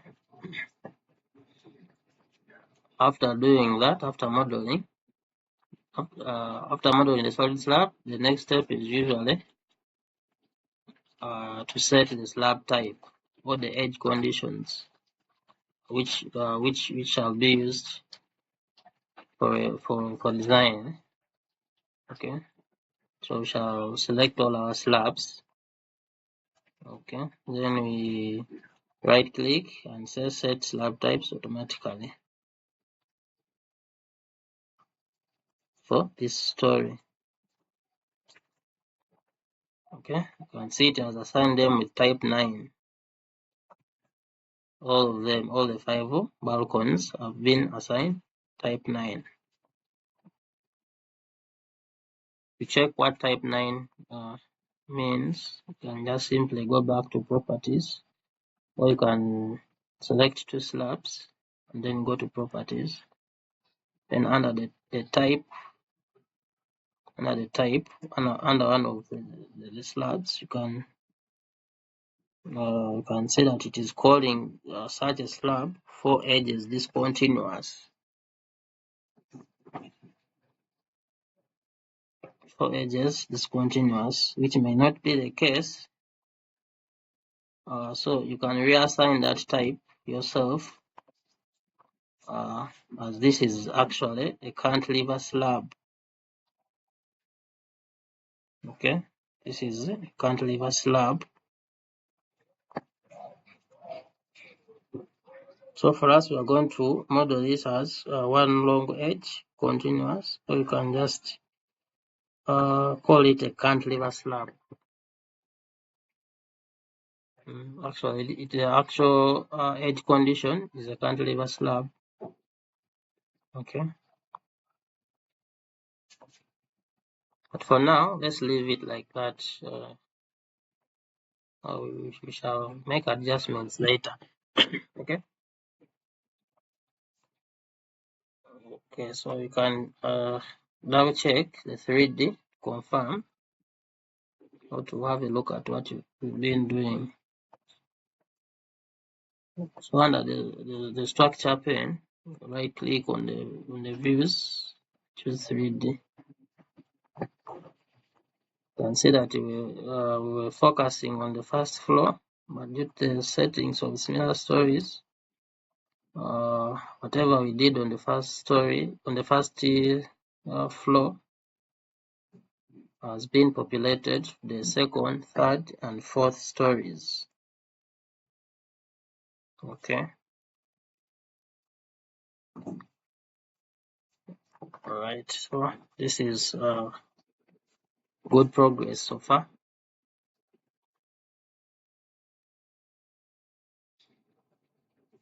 Right. Then our next step is going to be application of wall loads to the beams. Okay, so switch back to plan view. From here, so we're going to apply loads to our beams. Okay, our design wall is going to be a 200 mm thick wall made out of hollow, what we call 8-inch hollow blocks, concrete hollow blocks. Okay, whose unit weight is around 3.8 kilonewton per square meter. So right click on one beam, click and right click on one beam, choose edit wall load, insert 3.8. Okay, the unit weight of our wall.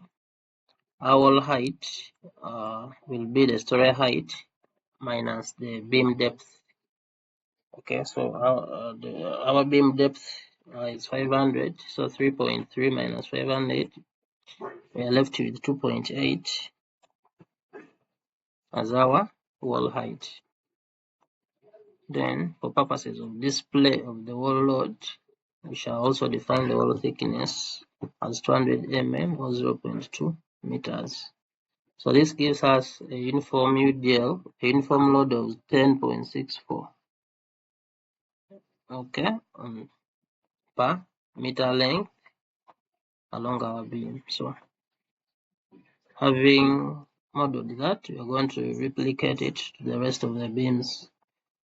You could simply just copy it, then highlight the entire plan and right click and paste. Okay. Then later on, for the beams that don't carry such loads, you can, like for instance, these porch beams, you can delete them by highlighting the beams, and also this one. Then after highlighting, you right click and delete beam wall load.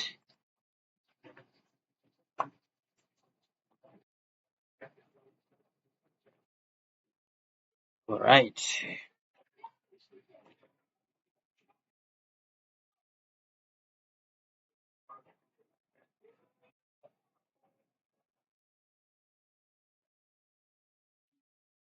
So we are done with loading. So that is it. So we are done with modeling all the suspended stories. So we are left with the ground, our story, which is only composed of beams and columns. Then also the roof story and the tank slab story. Okay. We can actually generate members from this story to the rest of the stories and make adjustments later.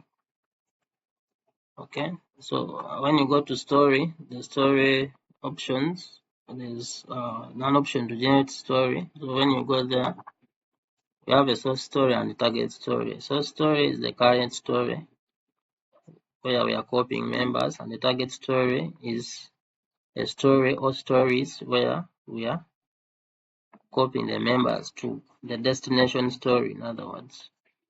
So we want the ground floor, the roof, and the tank slab. Okay, for now, for the meantime, let's take our stories. Let's generate to the ground and the roof. Okay, and you are interested in taking there only. We don't want any slabs. Okay, we don't want any ribbed slabs. We can take the solid slabs at the, for instance, at the roof level to act as our canopies over our balconies. Okay, so let's get rid of the ribbed slabs alone. Then say okay. Okay, so automatically the uppermost story becomes our active story, and that is the roof. Okay, So in there, we are having now, we are going to make adjustments to the balconies. Okay, so you can do a batch adjustment by right clicking and choosing member table solidity and choose slab table. Okay, all the solid slabs will be displayed. We can, since the canopies, our canopies are not highly loaded, we are going to reduce the thickness. So I propose 125 as our thickness, still above our minimum requirement of 80. Then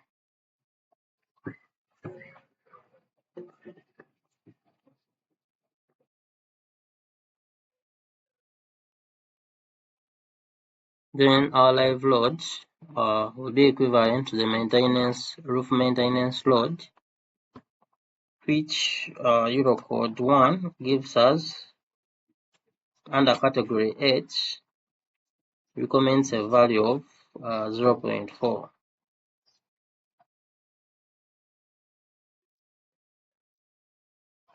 Okay, so H refers to roofs not accessible except for normal maintenance, whose values read from table 6.10.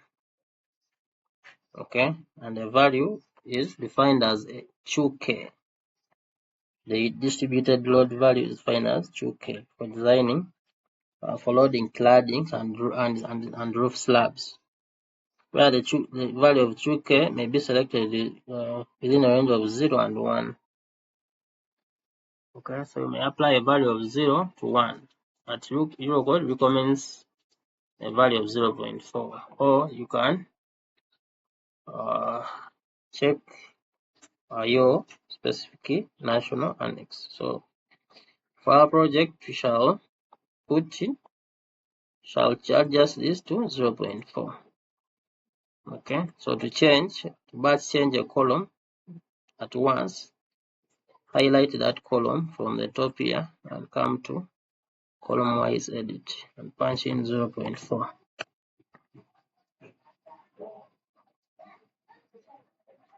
Okay, like that. Then we're also going to adjust the wall loading at the roof level to just represent the general load from the roof. Okay, so from experience, since a roof imposes very little load to the beams, the ring beams, the reason they are always having less depth compared to the other floor beams. So the roofs are generally lighter than the slabs. So we are going to reduce this loading to represent the R roof. We are using an equivalent wall load of 1.5, sort of 1.2. Okay, so I want it to have a load of 4 kilonewtons per meter. Okay, 4 kilonewtons per meter. So we can actually use 1.1. Okay. Yeah, this is enough.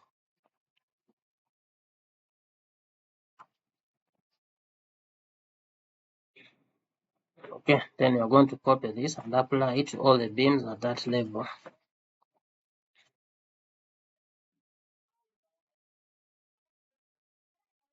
Except you're going to copy to all beams except the beams around the staircase, because for them they are carrying the full wall load.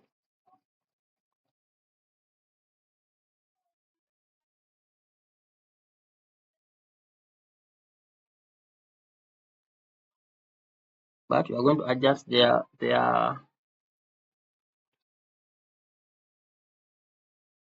going to adjust the wall height for these beams from 2.8 to a smaller value, because the story height at that our story is actually 2 instead of 3.3. So we're going to reduce this. So 2, assuming we have a beam depth of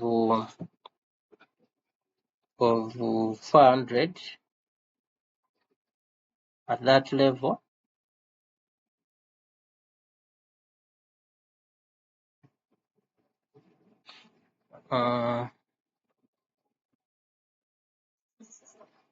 then we have a story height of 1.6.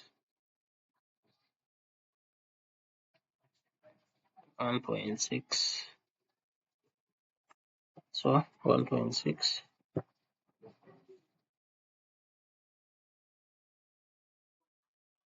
Quite small.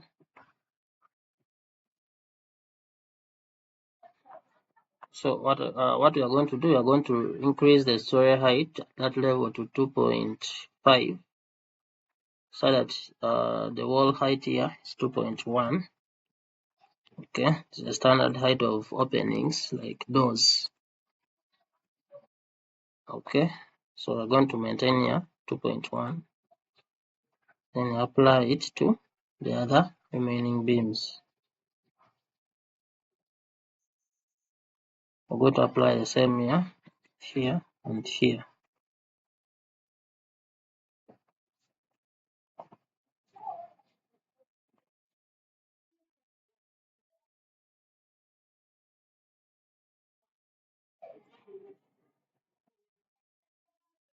So you note that this beam, the staircase landing beam is not carrying any wall, but let's leave it loaded. Just represent the staircase load. Okay.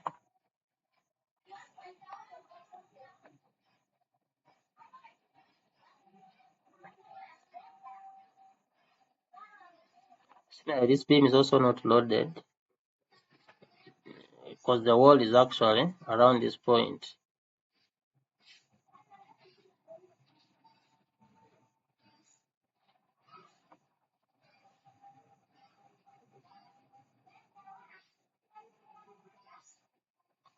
And see. Okay. Okay.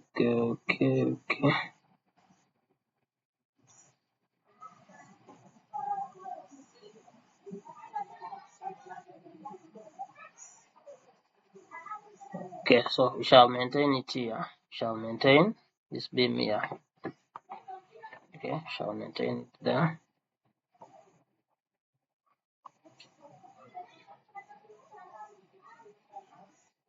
For purposes of what? Of roofing. Then the other parameter you need to adjust at the roof level is the depth of the beams or the ring beams. Okay, so we are going to reduce it from 500 to 300. Okay, so you are going to do a batch operation for that as well. So member tables, right click in open space, member tables, beam table. Okay, for just that story. If you want to edit all beams in the model, you take the option all stories, but you don't want to do that. So come here, batch edit this column, columnize edit, patch in a value of 300, and okay. Okay, so by that, we are done with our roof story. And actually, I want to just replicate this same layout to the ground floor. So let me head there.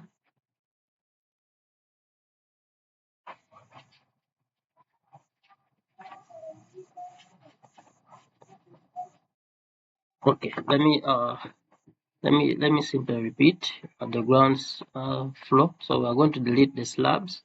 Just highlight the entire drawing, entire model, then press delete and untick everything else except slabs and perhaps the edge lines. Okay. delete.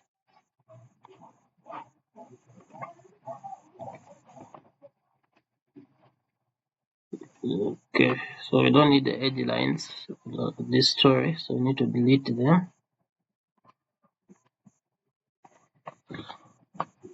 Then delete the wall loads. So right click, delete beam wall load. As it's assumed that the assumption is that the beams at that level are not actually deflecting due to the loads. Okay, but they deflect slightly to pass over the loads to the plinth walls. So once we load them here, it will be an assumption that they are actually totally suspended, which is not the case. We're also going to reduce their beam depth to something like 250, okay, or 200. Let's start by assuming 200. So the assumption is that these beams are resting on a rigid member down, which is a plinth wall, which is in turn resting on stable soil. Okay, so their purpose is simply to redistribute the wall load they are carrying down to the to distribute it uniformly to the plinth wall and prevent differential settlements. Okay,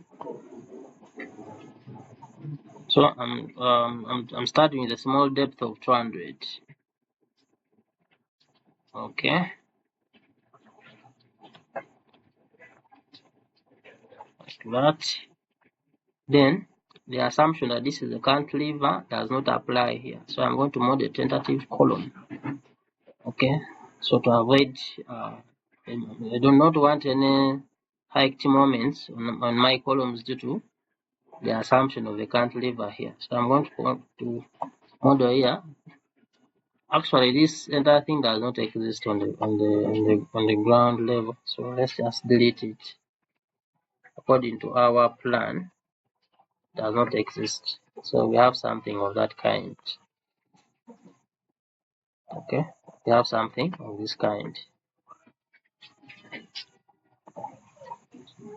All right, so since this is just a parking area. Then lastly, let's model the tank slab. Okay, and it marks the end of our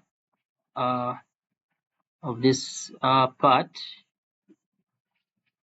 Okay, so we are going to replicate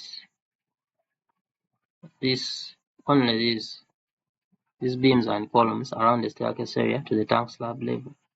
So right click them. This time around we are not going to generate from the other side, but we are going to generate from the menu here. So right click, generate to other stories, and we're going to choose the tank slab story. Okay, why we generate and don't model members afresh is that we want to maintain the same labels, most especially for columns, and to make column detailing easy. To be easy for us to follow up a column straight from the foundation to the roof level, because it will be possessing the same label. Okay, then here we said we're having a cantilever here. So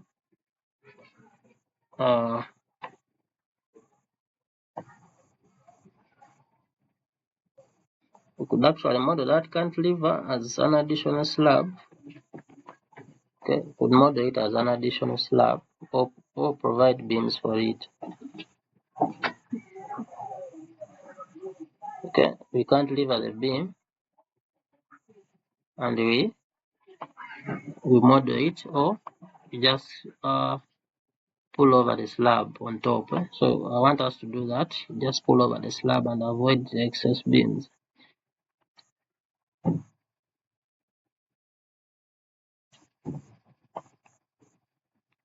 Okay, so we're going to offset this by 100 up to this part.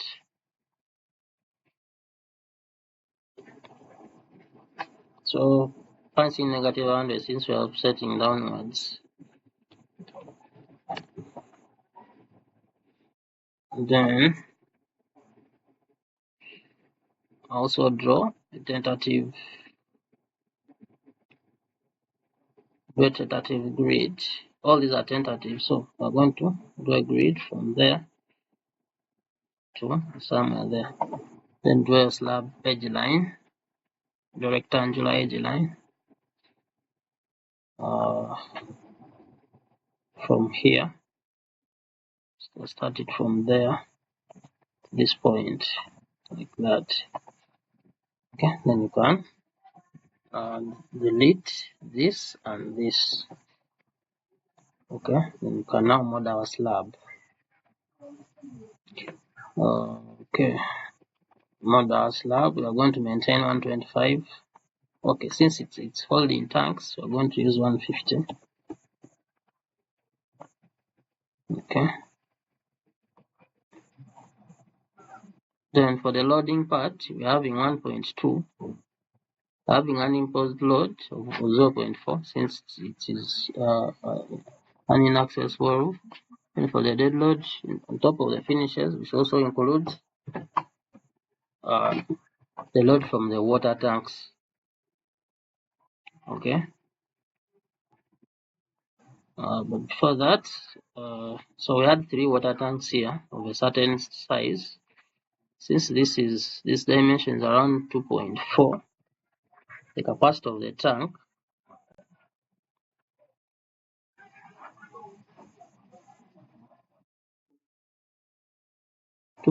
by this is 4.1, so the capacity of the tank that can be 4.1 divided by 3, so 4 divided by 3.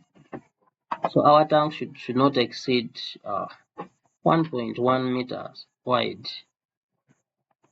or diameter. So just when we check on the available suppliers of water tanks like Gentex, let's look at the Gentex catalog.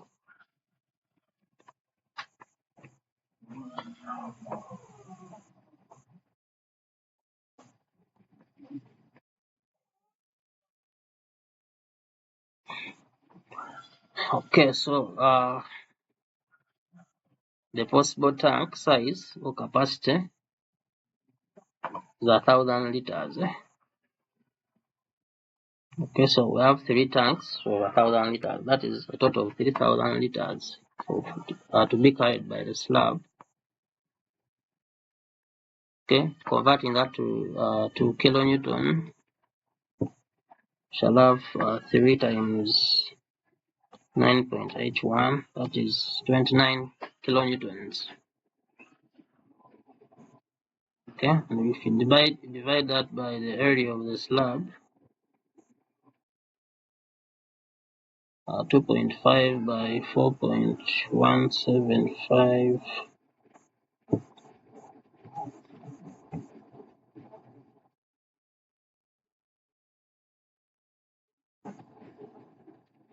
so we're having 10.4 square meters. So we have 29 kilonewtons to be carried by 10.4 to be distributed by 10.4 square meters, giving us a uniform load of 2.8 kilonewtons per square meter, which we are going to add,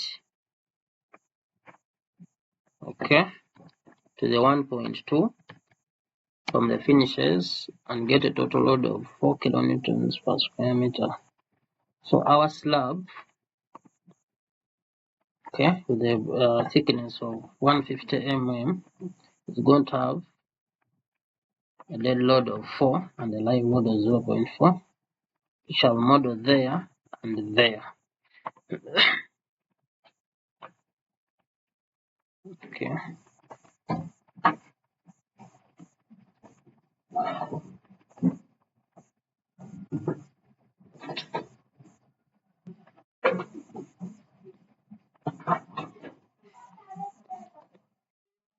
Okay, so then lastly, from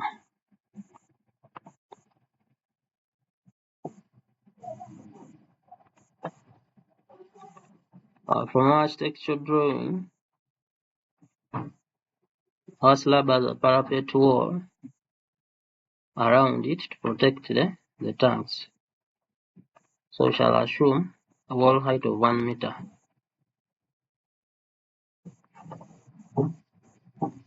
So we shall edge this load, that beam.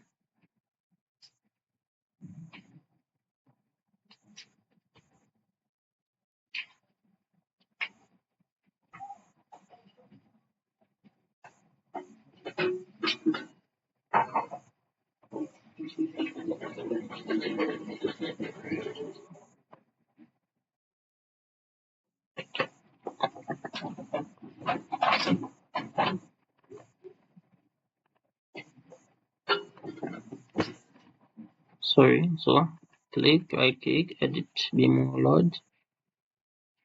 Shall assume here solid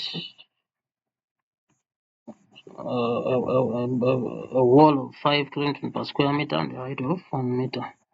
So a total of 5 kilonewton per meter run. Then copy it and paste it on all the beams there.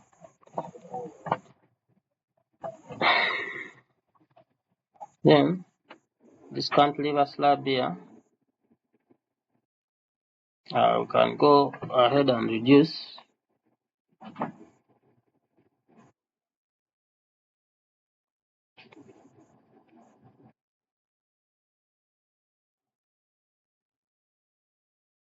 I shall assume that since it is only 700 mm, so I assume that it's just partly carrying half of the tanks. Actually, even this one is not carrying the entire, all the 3 tanks, but it's actually carrying 2.5, 2.5. So its dead load is actually 2.5 times 9.8. Okay, around 24 kilonewtons. 24 kilonewtons divided by 10.4. That's around 2.3. Okay, 2.3 plus 1.2. So 3.5. So 3.5 is the dead load for this 3.5.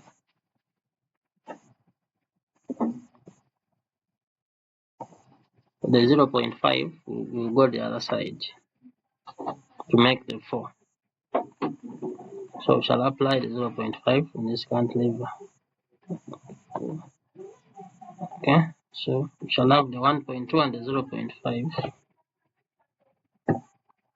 to make 1.7 for the cantilever part.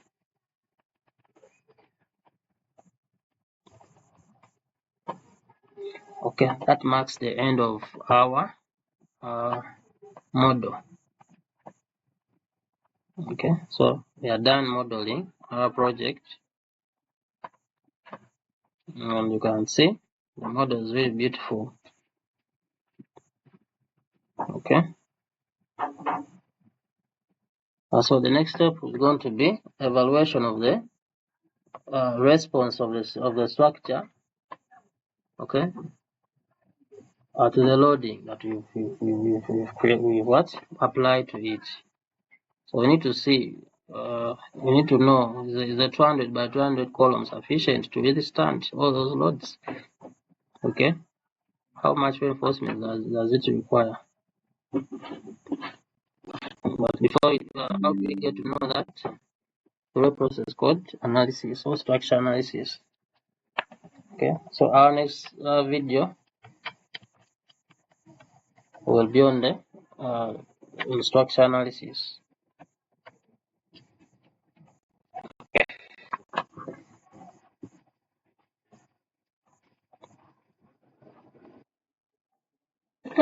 So that's all. Thanks for your time.